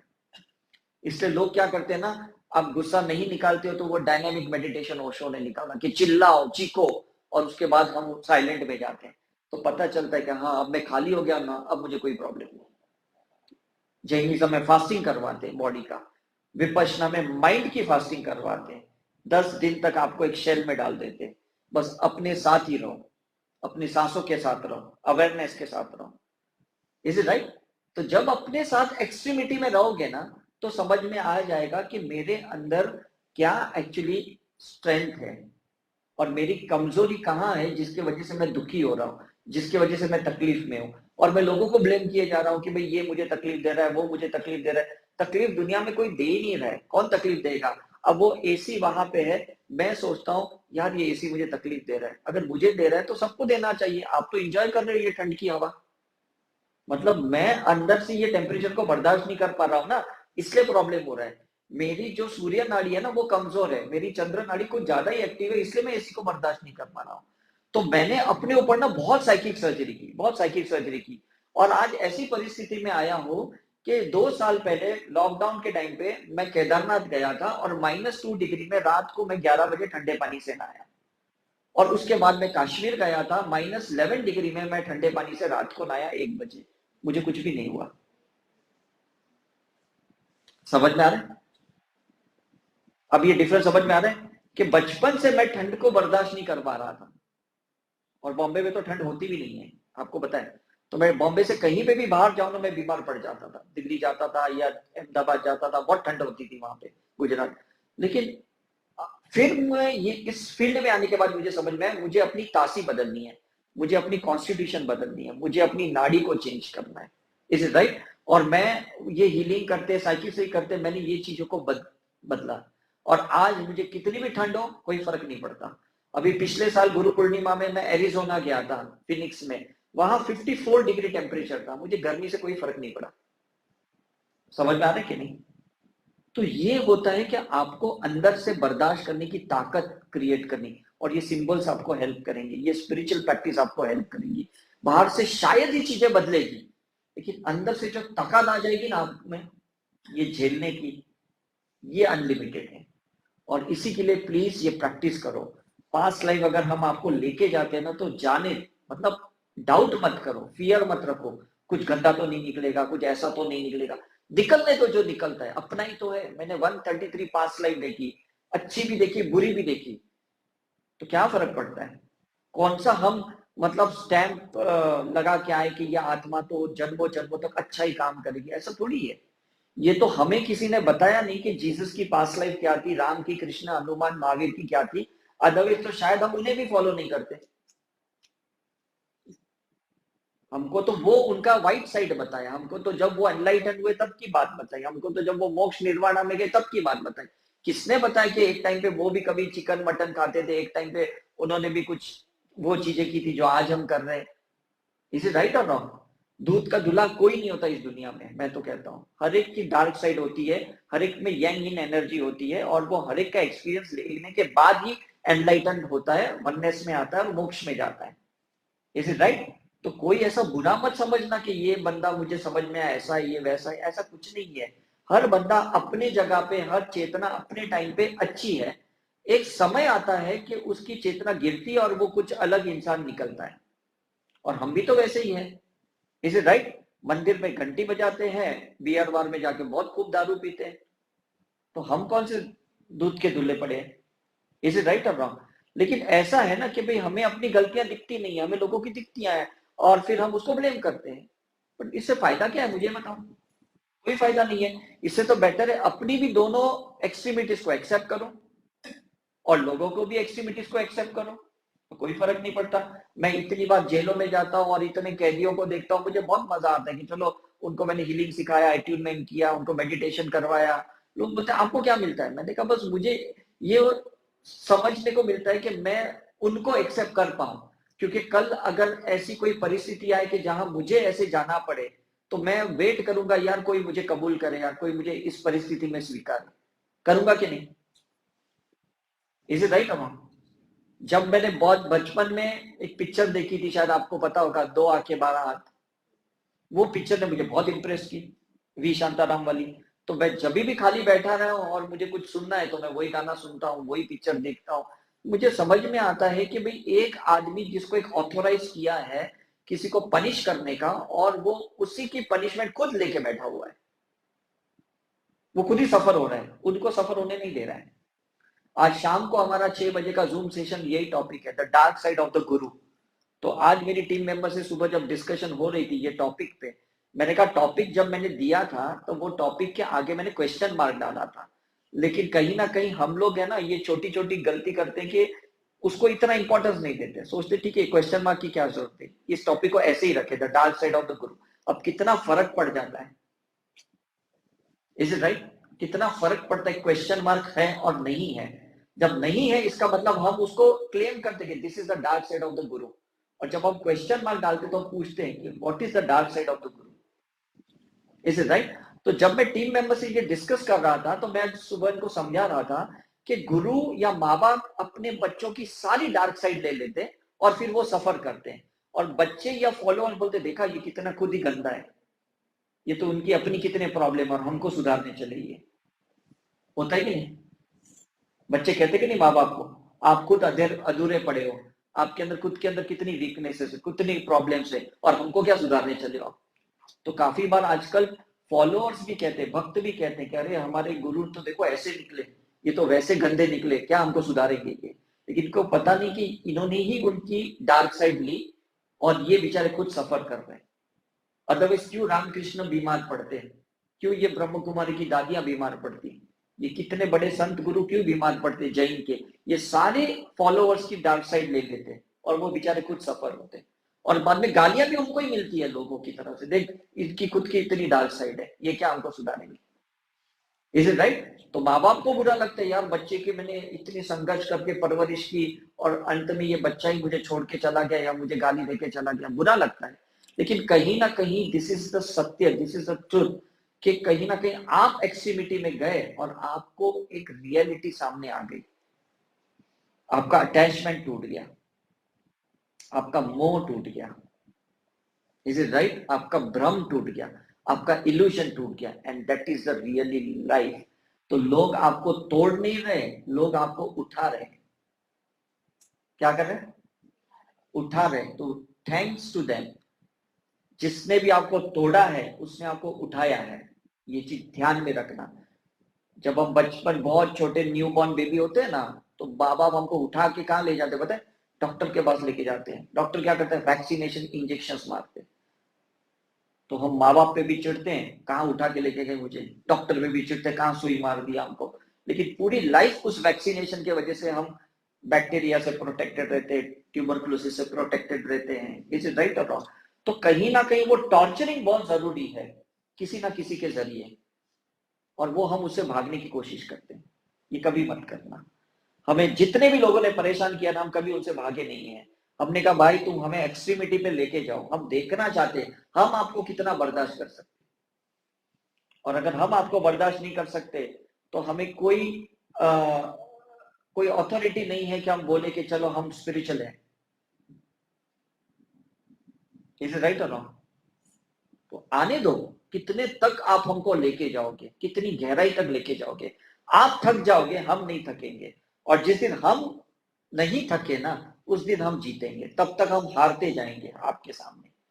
तो जितना हारना है हार जाओ सामने वाले के साथ, लेकिन जब सामने वाला हार जाएगा ना उस दिन आपकी जीत होगी। Is it right? सो ये जबरदस्त मैसेज है जो मुझे भी ये प्रैक्टिस करते करते मिला। अदरवाइज मैं भी बहुत ऐसा सोच रहा था जुनून, यहाँ जीतना है, इसको दिखाना है, उसको दिखाना है, मैं ये कर सकता हूँ, वो कर सकता हूँ। अब ये बहुत प्रैक्टिस करने के बाद समझ में आया किसी को कुछ दिखाना नहीं है, बस उसका एक अनुभव प्राप्त करना है, किसी से युद्ध नहीं करना है। Is it right? तो मुझे लगता है बहुत मजा आएगा आपको, क्योंकि सामने वाला आपको हराना चाहता है और आप खुद हार रहे हो, तो दोनों एक हो गए कि नहीं? तो this is the oneness. Is it right और नॉट? राइट? जब भी हम शमशान जाते हैं तो हमें लोग बोलते हैं देखो ये जिंदगी है, तुम मिट्टी में मिलने वाले हो, तो हमें डरना नहीं है, क्यों मैं भी मरने वाला हूँ, मुझे भी मिट्टी में, this is a fact, accept करो, तो लाइफ को एंजॉय करो, इज इट राइट? तो हम ऑरा में भी आपको समझाते हैं कि आपकी एक्सट्रीमिटी कहाँ है, कहाँ पे आपकी एनर्जी बहुत अच्छी है और कहाँ पे आपकी एनर्जी बहुत ही बिगड़ी हुई है। तो जहां बिगड़ी हुई है उसके ऊपर काम करना है, और जहां पे बहुत अच्छी है उस एनर्जी को वहां ले जाओ जहां बिगड़ी हुई है। चेंजेस तो इंटरनली करना है कि नहीं? हमने साइंस में तो सीखा energy can not be created, can not be destroyed, but it can be transform from one form to other form, is it right? अगर मेरी स्प्लीन में एनर्जी बहुत बिगड़ी हुई है और लीवर में बहुत अच्छी है तो मैं लीवर की स्प्लीन में ले जा सकता हूँ, यही तो काम है मेरा। अगर आपके नीचे के चक्र बिगड़े, ऊपर के चक्र अच्छे हैं, तो ऊपर की चक्र की एनर्जी को नीचे ले जाओ, यही तो हीलिंग हम यहाँ सिखाने वाले आपको। आज अगर आपकी पास्ट लाइफ खराब है, कोई तो लाइफ अच्छी हुई होगी, उस अच्छी वाली चीज को वापस ले आओ। मैंने भी वही किया, अपनी पिछली जो अच्छी अच्छी क्वालिटीज थी उसको बाहर लेके आया, जो मेरे अंदर जो डार्क साइड थी मैंने उसको हील करने की ट्राई की, कोशिश की, और आज भी करते जा रहा। इज इट राइट और रॉन्ग? तो यही तो प्रयास करना है कि इंटरनली कैसे शिफ्ट करना है। हमारे इस कंप्यूटर में ना, आपको पता है ना, पार्टीशन होता है, पता है कि नहीं? C drive, D drive, E drive, partition होता है। तो जब से हम नए नए कंप्यूटर लेने जाते, लैपटॉप लेने जाते ना, मैं इंजीनियर को पहली बात बोलता हूँ कि इसमें सिर्फ सी ड्राइव मत रखना, फॉर्मेट होगा तो सब चला जाएगा, प्लीज पार्टीशन रखो आप, इज इट राइट? तो फिर वो पार्टीशन रखते हैं, और पार्टीशन के बाद क्या होता है कि जो जो चीजें आपको जिसमें डालनी है ड्राइव में आप डाल दो। सी ड्राइव को ज्यादा छेड़ो मत, उसको हैवी मत करो, तो फिर आपका प्रोसेसर बहुत फास्ट चलेगा। इज इट राइट और रॉन्ग? तो कोई भी चीज को ना मन में ज्यादा पकड़ के मत रखो, उसको जितना खाली रखोगे ना आपका प्रोसेसर बहुत फास्ट चलेगा। You clear it? बॉडी अगर आपकी बहुत हैवी है ना तो प्रोसेसर स्लो हो जाता है, फिजिकल वर्क बहुत कम हो सकते हैं। बॉडी को लाइट रखोगे तो आपका फिजिकल प्रोसेसर बहुत फास्ट चलेगा। Is it right? माइंड को जितना खाली रखोगे माइंड बहुत तेज चलेगा, माइंड में कुछ पकड़ के रखोगे तो प्रोसेसर स्लो हो जाएगा। Is it right? तो हमें क्या करना है, ये मेडिटेशन में, ये रिग्रेशन में देखना है कि कौन सा प्रोसेसर मेरा स्लो चल रहा है, मैंने क्या पकड़ के रखा है, किसको मुझे हल्का करना है जिसके वजह से मेरी लाइफ बहुत फास्ट चले, अच्छी चले। Is it right? तो ये चीज आपको यहाँ ये 4 दिन में सिखाई जाएगी, आपके ऊपर प्रयोग किया जाएगा। तो सिर्फ खाने पीने सोने उठने वाले अनकंफर्टेबल चीज पे ज्यादा फोकस मत दो कि ये क्या है क्या नहीं, फोकस दो कि यहाँ क्या सीखने को मिल रहा है, कितना मजा आ रहा है आपको, राइट? जो भी पैसा आपने यहाँ डाला है, उस पैसों की जो एनर्जी आपने यहाँ लगाई है उससे 10 गुना ज्यादा पॉजिटिव एनर्जी यहाँ से लेके जाओ, राइट? जितना लेके जाओगे बहुत मजा आएगा आपको, बहुत जबरदस्त एक्सपीरियंस मिलेगा आपको, और अपने लिए नेक्स्ट प्रोग्राम तैयार करोगे कि नेक्स्ट टाइम भी जब मैं यहाँ पे आऊंगा तो मैं भी कुछ नया और लेके जाऊंगा। ये मत सोचना बस एक बार ट्राई करता हूं, नहीं हुआ तो छोड़ दूंगा। मैंने शुरू में कहा था आपको एक्सट्रीमिटी पे जाना है। आज महावीर, बुद्धा, जीसस एक्सट्रीमिटी में गए ना, तब अब उनको भगवान मान रहे, गुरु नानक को, अदरवाइज थोड़ी मानता कोई, है ना? उन्होंने मतलब जो तप किए, जो परिश्रम किए, वो एकदम एक्सट्रीमिटी वाले किए, तब जाके हम उनको मानते कि नहीं, राइट? चाहे वो पीटी उषा थी या जो भी गोल्ड मेडलिस्ट थे, उन्होंने कितने स्पोर्ट्स में कितनी मतलब ताकत लगाई, तब हम उनको उनका सत्कार करते हैं। इज इट राइट और रॉन्ग? तो बीच में ना लटके हुए मत रहना कभी भी, उसकी कोई वैल्यू ही नहीं है। हम जब मेडिकल कॉलेज के एडमिशन के लिए जाते हैं ना, 95 से 98 वाले लोगों को ही लेते हैं वो लोग, वो बीच में 50 आए कि 80 आए, कोई मतलब ही नहीं उसका। Is it right? नमस्ते। तो ये जो एक्सट्रीमिटी वाली जो थियरी है, मुझे लगता है आज आपको क्लियर हो गई, राइट? ऑपोजिट थियरी में मत जाना ज्यादा। ऑपोजिट थियरी आपको थोड़ी देर तक कंफर्ट दे सकती है, दवाई थोड़ी देर तक आपको आराम दे सकती है, लेकिन इससे आपका निवारण नहीं हो सकता, इसका इलाज नहीं हो सकता। लोग है ना, जब बहुत सिगरेट के आदी हो जाते हैं ना, तो सोचते हैं यार सिगरेट छोड़नी है, दारू पी लेते हैं। Is it right?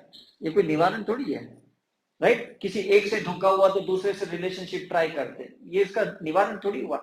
मतलब हम लोग कैसे मैनिपुलेट करते हैं कि यहां से छोड़ो और वहां, इस खड्डे से निकले दूसरे खड्डे में गिरे।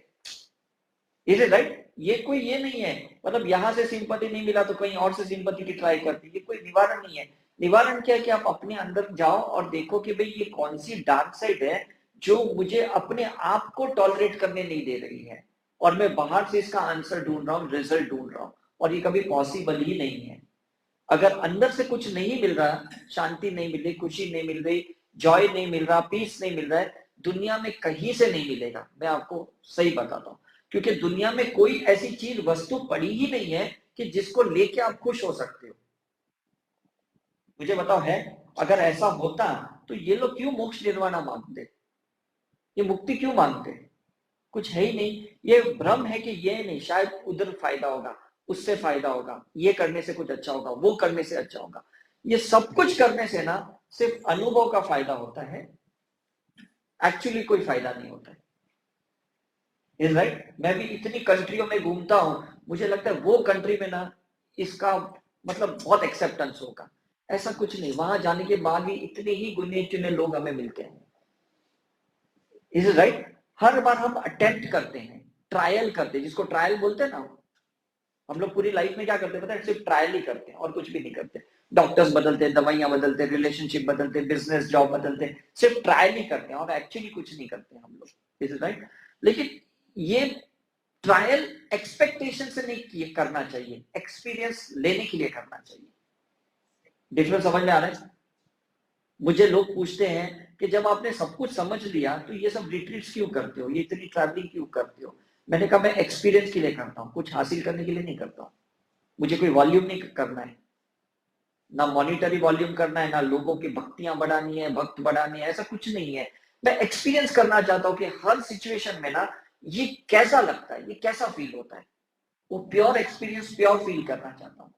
और मैं वो एक्सपीरियंस को पकड़ के भी नहीं रखता हूँ। अगर पकड़ू ना तो मैं एक अटैचमेंट क्रिएट होगा, फिर वापस उसी पे मैं जाऊंगा, दूसरी जगह जा ही नहीं पाऊंगा, दूसरे लोगों को मिल ही नहीं पाऊंगा। Is it right? अनुभव ले लो, एक्सपीरियंस ले लो और उसको छोड़ दो, बात खत्म हो गई यहीं से। Is it right? तो आप भी ट्राई करो, बहुत मजा आएगा इससे। किसी से प्राप्त करने की कोशिश मत करो, किसी से सिर्फ अनुभव लेने की कोशिश करो। इसमें बहुत फर्क है, बहुत गहराई वाली बात है जो मैंने अभी आपको बताई। सोचना जब आप शांति से बैठोगे तब। प्राप्ति नहीं करनी है, सिर्फ अनुभव लेना है उनसे, एक्सपीरियंस लेना है।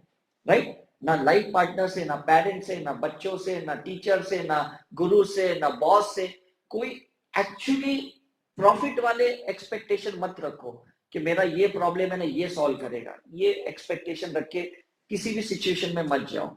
ये सोचो कि ये जो मेरा खालीपन है इसका कुछ तो अनुभव मेरा बाकी है जिसकी वजह से खालीपन है, तो शायद इससे मुझे कुछ एक्सपीरियंस लेना है, तो लेने दो मुझे। उस इंसान को प्राप्त नहीं करना है, उसका अनुभव को प्राप्त करना है। You got my point? उसको एक्सपीरियंस करना है कि ये चीज कैसे हो सकती है। और जब आपने एक्सपीरियंस ले लिया, आपका वो खालीपन दूर हो जाएगा, तो बात खत्म हो गई। Is right? लेकिन एंड मत करो उस यात्रा को, वापस एक नए एक्सपीरियंस के लिए तैयार हो जाओ, अटैचमेंट के लिए नहीं। समझ में आ रहा है? डिफरेंस समझ में आ रहा है? एक्सपीरियंस के लिए ट्रायल करो, दैट इज ब्यूटीफुल। आज नासा भी कर रहा है, फार्मेसी भी कर रही है, लोग भी कर रहे हैं। यूट्यूब पे अलग अलग तरीके से खाना नहीं बनाते, चलो ये ट्राई करते हैं, इसमें ये डालते हैं, वो डालते हैं। लोगों ने आजकल मतलब कोई भी चीज के मतलब साउथ इंडियन डिश में पंजाबी को डालना शुरू किया, चाइनीज डोसा स्टार्ट किया, पनीर डालना। एक्सपेरिमेंट तो कर रहे हैं और इसमें कोई ना कोई अट्रैक्ट हो ही जाता है। इज इट राइट और wrong? So life is for that experience and experiment. ये कोई परमानेंट कोई प्राप्ति करने के लिए लाइफ बनी नहीं है। Is it right? लेकिन हम कोई भी चीज परमानेंट चाहते हैं ना, ये हमारी भ्रांति है, ये हमारा इल्यूजन है, ये हमारा प्रॉब्लम है, जबकि हो ही नहीं सकता। जो सांसें अभी आपके अंदर गई वो सांसें दोबारा अंदर नहीं जाएगी, क्योंकि वो तो खत्म हो गई, वो ऑक्सीजन तो खत्म हो गया। अब तो दूसरा ही कोई ऑक्सीजन कहीं से जाएगा। Is it right? आप बोलोगे जो अंदर गया वो वैसा ही वापस जाना चाहिए, ये ऐसा कभी नहीं हो सकता। दुनिया का सबसे बड़ा नियम क्या है पता है? सबसे बड़ा नियम क्या है दुनिया का? परिवर्तन। Variation is nature's creation. ये सुना है कि नहीं कहीं? तो फिर आप एक्सपेक्ट ही क्यों करते हो कि वही चीज वापस वैसी हो? कोई चीज नहीं रहने वाली। आप कोई एक गाड़ी खरीदो, एक मोबाइल खरीदो, मैं आपको बोलता हूं 2 घंटे बाद उसको बेचने के लिए जाओ, उतना ही दाम आएगा? आप बोलोगे अभी तो खरीदा मैंने, तो उसको यूज भी नहीं किया, नहीं हो गया। उस टाइम पे उसका वो दाम था, उसके बाद उसकी कोई वैल्यू नहीं है। Is it right? लोगों के साथ भी ऐसा ही होता है, जैसे समय जाता है ना उसकी डिवैल्यूएशन शुरू हो जाती है। Is it right? और हम चाहते हैं उसकी वही वैल्यू बनी रहे जो पहले दिन बनी थी। पॉसिबल ही नहीं है। हमारी एज जैसे आगे जाती, क्या वैसी हेल्थ बनी रहेगी? सेल्स बढ़ेंगे कि नहीं? डीजनरेशन होगा कि नहीं? तो कोई भी चीज का आप क्यों अस्तित्व हमेशा के लिए ऐसे ही चाहते हो? हम जितने ताने बाने एक दूसरे को मारते ना, एक ही सेंटेंस में मारते, पहले तुम बहुत अच्छे थे, आज तुम वैसे नहीं रहे। Is it right? लेकिन पहले तो वो समय था और उस समय का एक इंपॉर्टेंस था। आज आप कश्मीर में घूमने जाओ और अलग अलग सीजन में जाओ तो अलग अलग एक्सपीरियंस मिलेगा कि नहीं? हाँ बोलो कि पिछली बार बर्फ था, ये तो बेवकूफ बना है ट्रैवल वाले ने, तो बर्फ नहीं है, सिर्फ यहाँ तो सिर्फ फ्लावर्स ही है, ये गार्डन ही है। आप कौन से सीजन में जा रहे हो भाई? Is it right? जब नेचर चेंज होता है, वातावरण बदलता है, इंसान क्यों ना बदले? उसकी फितरत क्यों ना बदले? उसका स्वभाव क्यों ना बदले? उसका कैरेक्टर क्यों ना बदले? उसका नेचर क्यों ना बदले? आपका भी तो बदलता है समय समय पे। तो what's wrong in this life? Nothing is wrong. Is it right? तो मुझे लगता है अगर ये इतना बड़ा सत्य, ये परिवर्तन का स्वीकारा जाए ना, तो मुझे नहीं लगता आपके बॉडी के अंदर ना कोई भी डिजीज क्रिएट हो सकती है। डिजीज क्रिएट अंदर क्यों होती है, बीमारी अंदर क्यों होती है पता है?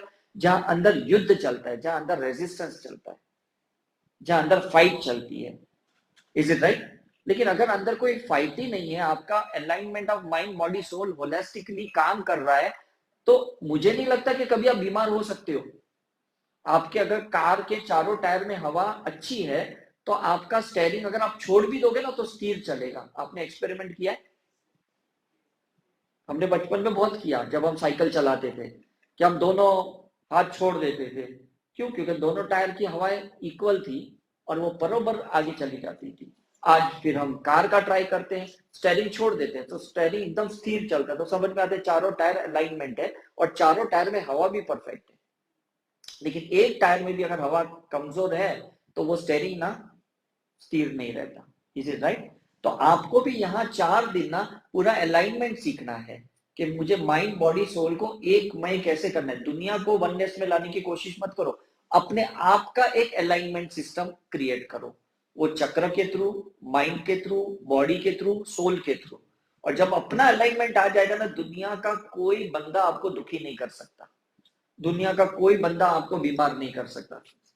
और कहीं पे भी आपको ऐसा नहीं लगेगा कि ये गलत जगह पे मैं आ गया हूं, ये गलत हुआ मेरे साथ, ये गलत इंसान मिला, ऐसा आपको लगेगा ही नहीं। क्यों? क्योंकि अंदर से ही आप इतने खुश हो तो दुनिया में आपको दुखी कौन कर सकता है? Is it right? आप अपने अंदर की अलाइनमेंट सिस्टम सीख गए हो and that is a very beautiful thing in spirituality. तो मैं जितने भी बड़े बड़े संत साधु गुरुओं को मिला हूं, हर एक से जो भी बेस्ट है वो मैंने लिया, अपनी लाइफ में उतारा, अनुभव किया।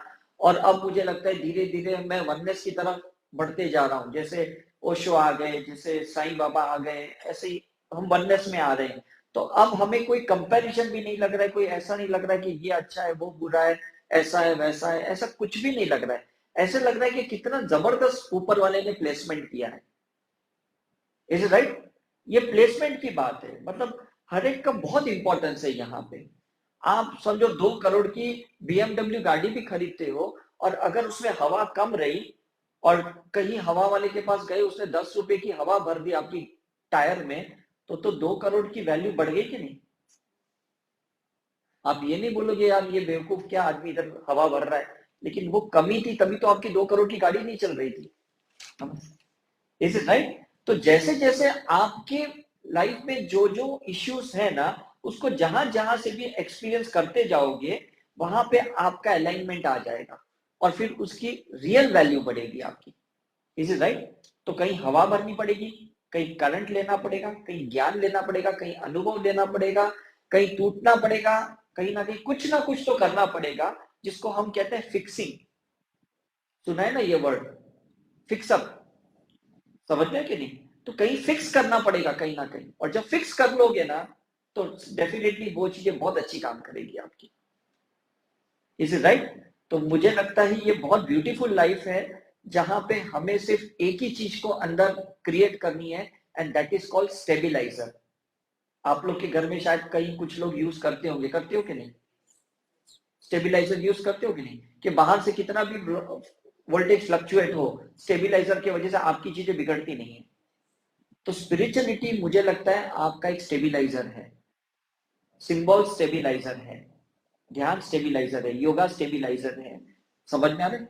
जब आप इसका इस्तेमाल करोगे ना, तो बाहर के वातावरण अंदर के वातावरण को डिस्टर्ब नहीं कर सकता।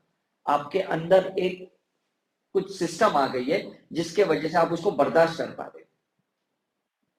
हाई वोल्टेज, लो वोल्टेज सब बर्दाश्त कर पा रहे। Is right? कभी बहुत पैसा है तो ईगो नहीं, कभी बिल्कुल पैसा नहीं है तो गम नहीं है कि नहीं है तो नहीं है, ठीक है, आज ऐसे काम चल जाएगा। कभी खाना बहुत है, खा लिया, कभी खाना बिल्कुल नहीं मिला तो भी ठीक है, आज उपवास रह लेंगे, शायद आज मेरे टाइम नहीं है। मैंने अभी एक्सपीरियंस बताया ना, 15 घंटा मैं सोया ही नहीं फ्लाइट में, तो मुझे ऐसा लगा ही नहीं क्यों नहीं सोया, ऐसा क्या हुआ रहेगा, क्यों मैं नहीं सो पाया। ठीक है, शायद मेरा जागने का समय था तो मैं जाग लिया, लेकिन एंड में कुछ तो मैसेज मिला कि नहीं? इज इट राइट और रॉन्ग? तो दुनिया में कोई चीज वेस्ट नहीं है, आप उसमें से क्या निकाल सकते हो ये आप पे निर्भर होता है।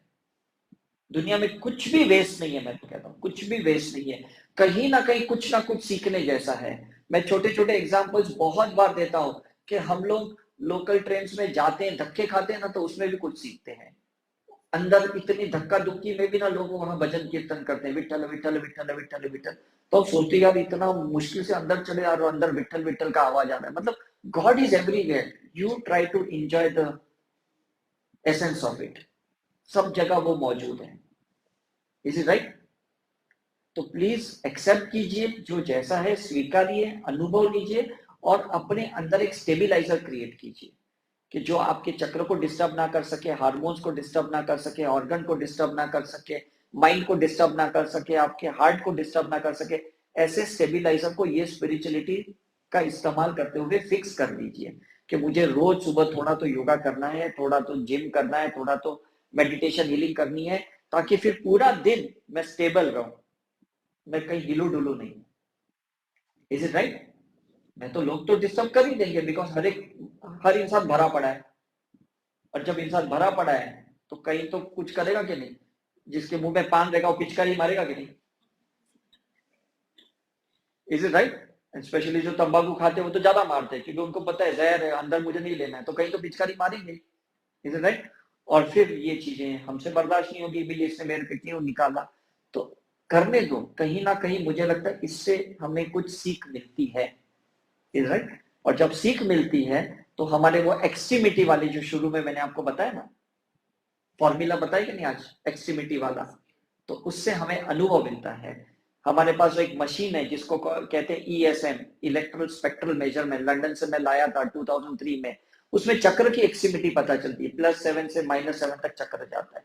तो हर सिचुएशन में, चाहे वो +3 है या -3 है या 2 है, +2 है या -2 है, हर एक ऑसिलेशन में ना, उस फ्रीक्वेंसी में ना तरंग कुछ तो क्रिएट होती है, कुछ तो एक वेवलेंथ क्रिएट, कुछ तो एक कलर क्रिएट होता है, कुछ तो एक्सपीरियंस होता है उससे। Is it right? जैसे किसी का -2 है मणिपुर चक्र में तो कॉन्स्टिपेशन क्रिएट होता है, किसी का +2 है तो लूज मोशन क्रिएट होता है। तो कुछ तो समझ में आता है, उसका इफेक्ट समझ में आता है, और उस इफेक्ट को जब हम नॉर्मल करने की कोशिश करते तो हम 0 पे आ जाते हैं। Is it right? तो कभी इमोशंस ज्यादा आ जाते हैं, माइनस सिचुएशन में जाते हैं, और हम मेडिटेशन करते हैं तो वो माइनस वाला 0 पे आ जाता है। कभी ज्यादा मेडिटेशन किए तो प्लस में चले जाते हैं, तो ग्राउंडिंग करनी जरूरी पड़ती है, तो फिर हमारी कुंडलिनी ऊपर आ जाती है, ईगो ऊपर आ जाता है, तो फिर वापस 0 पे आना जरूरी बनता है हमारा। Is it right? तो life is between this -7 to +7, but life is best when you are 0। तो वो मशीन ने मुझे सिखाया, ESM ने, कि you are best, you are healthy when it is 0, not on the +1, +2 और +7। Is it okay? So thank you very much. मुझे लगता है ये बहुत जबरदस्त है, आप लोगों की वजह से इतना जो नॉलेज सबके टीम मेंबर से निकलता है, और आप लोग के अंदर से भी जो निकलेगा, आपको बहुत मजा आएगा, रियली आप बहुत एंजॉय करोगे। ये लाइफ बहुत मल्टी वर्सेटाइल है, बहुत सीखने को है, बहुत समझने को है। ये प्रॉब्लम लेके मत बैठा रहो। Is it right? सीखो, मजे करो, एंजॉय करो, एक्सपीरियंस लो और आगे बढ़ते जाओ। The show must go on. मजा आ गया। Thank you very much.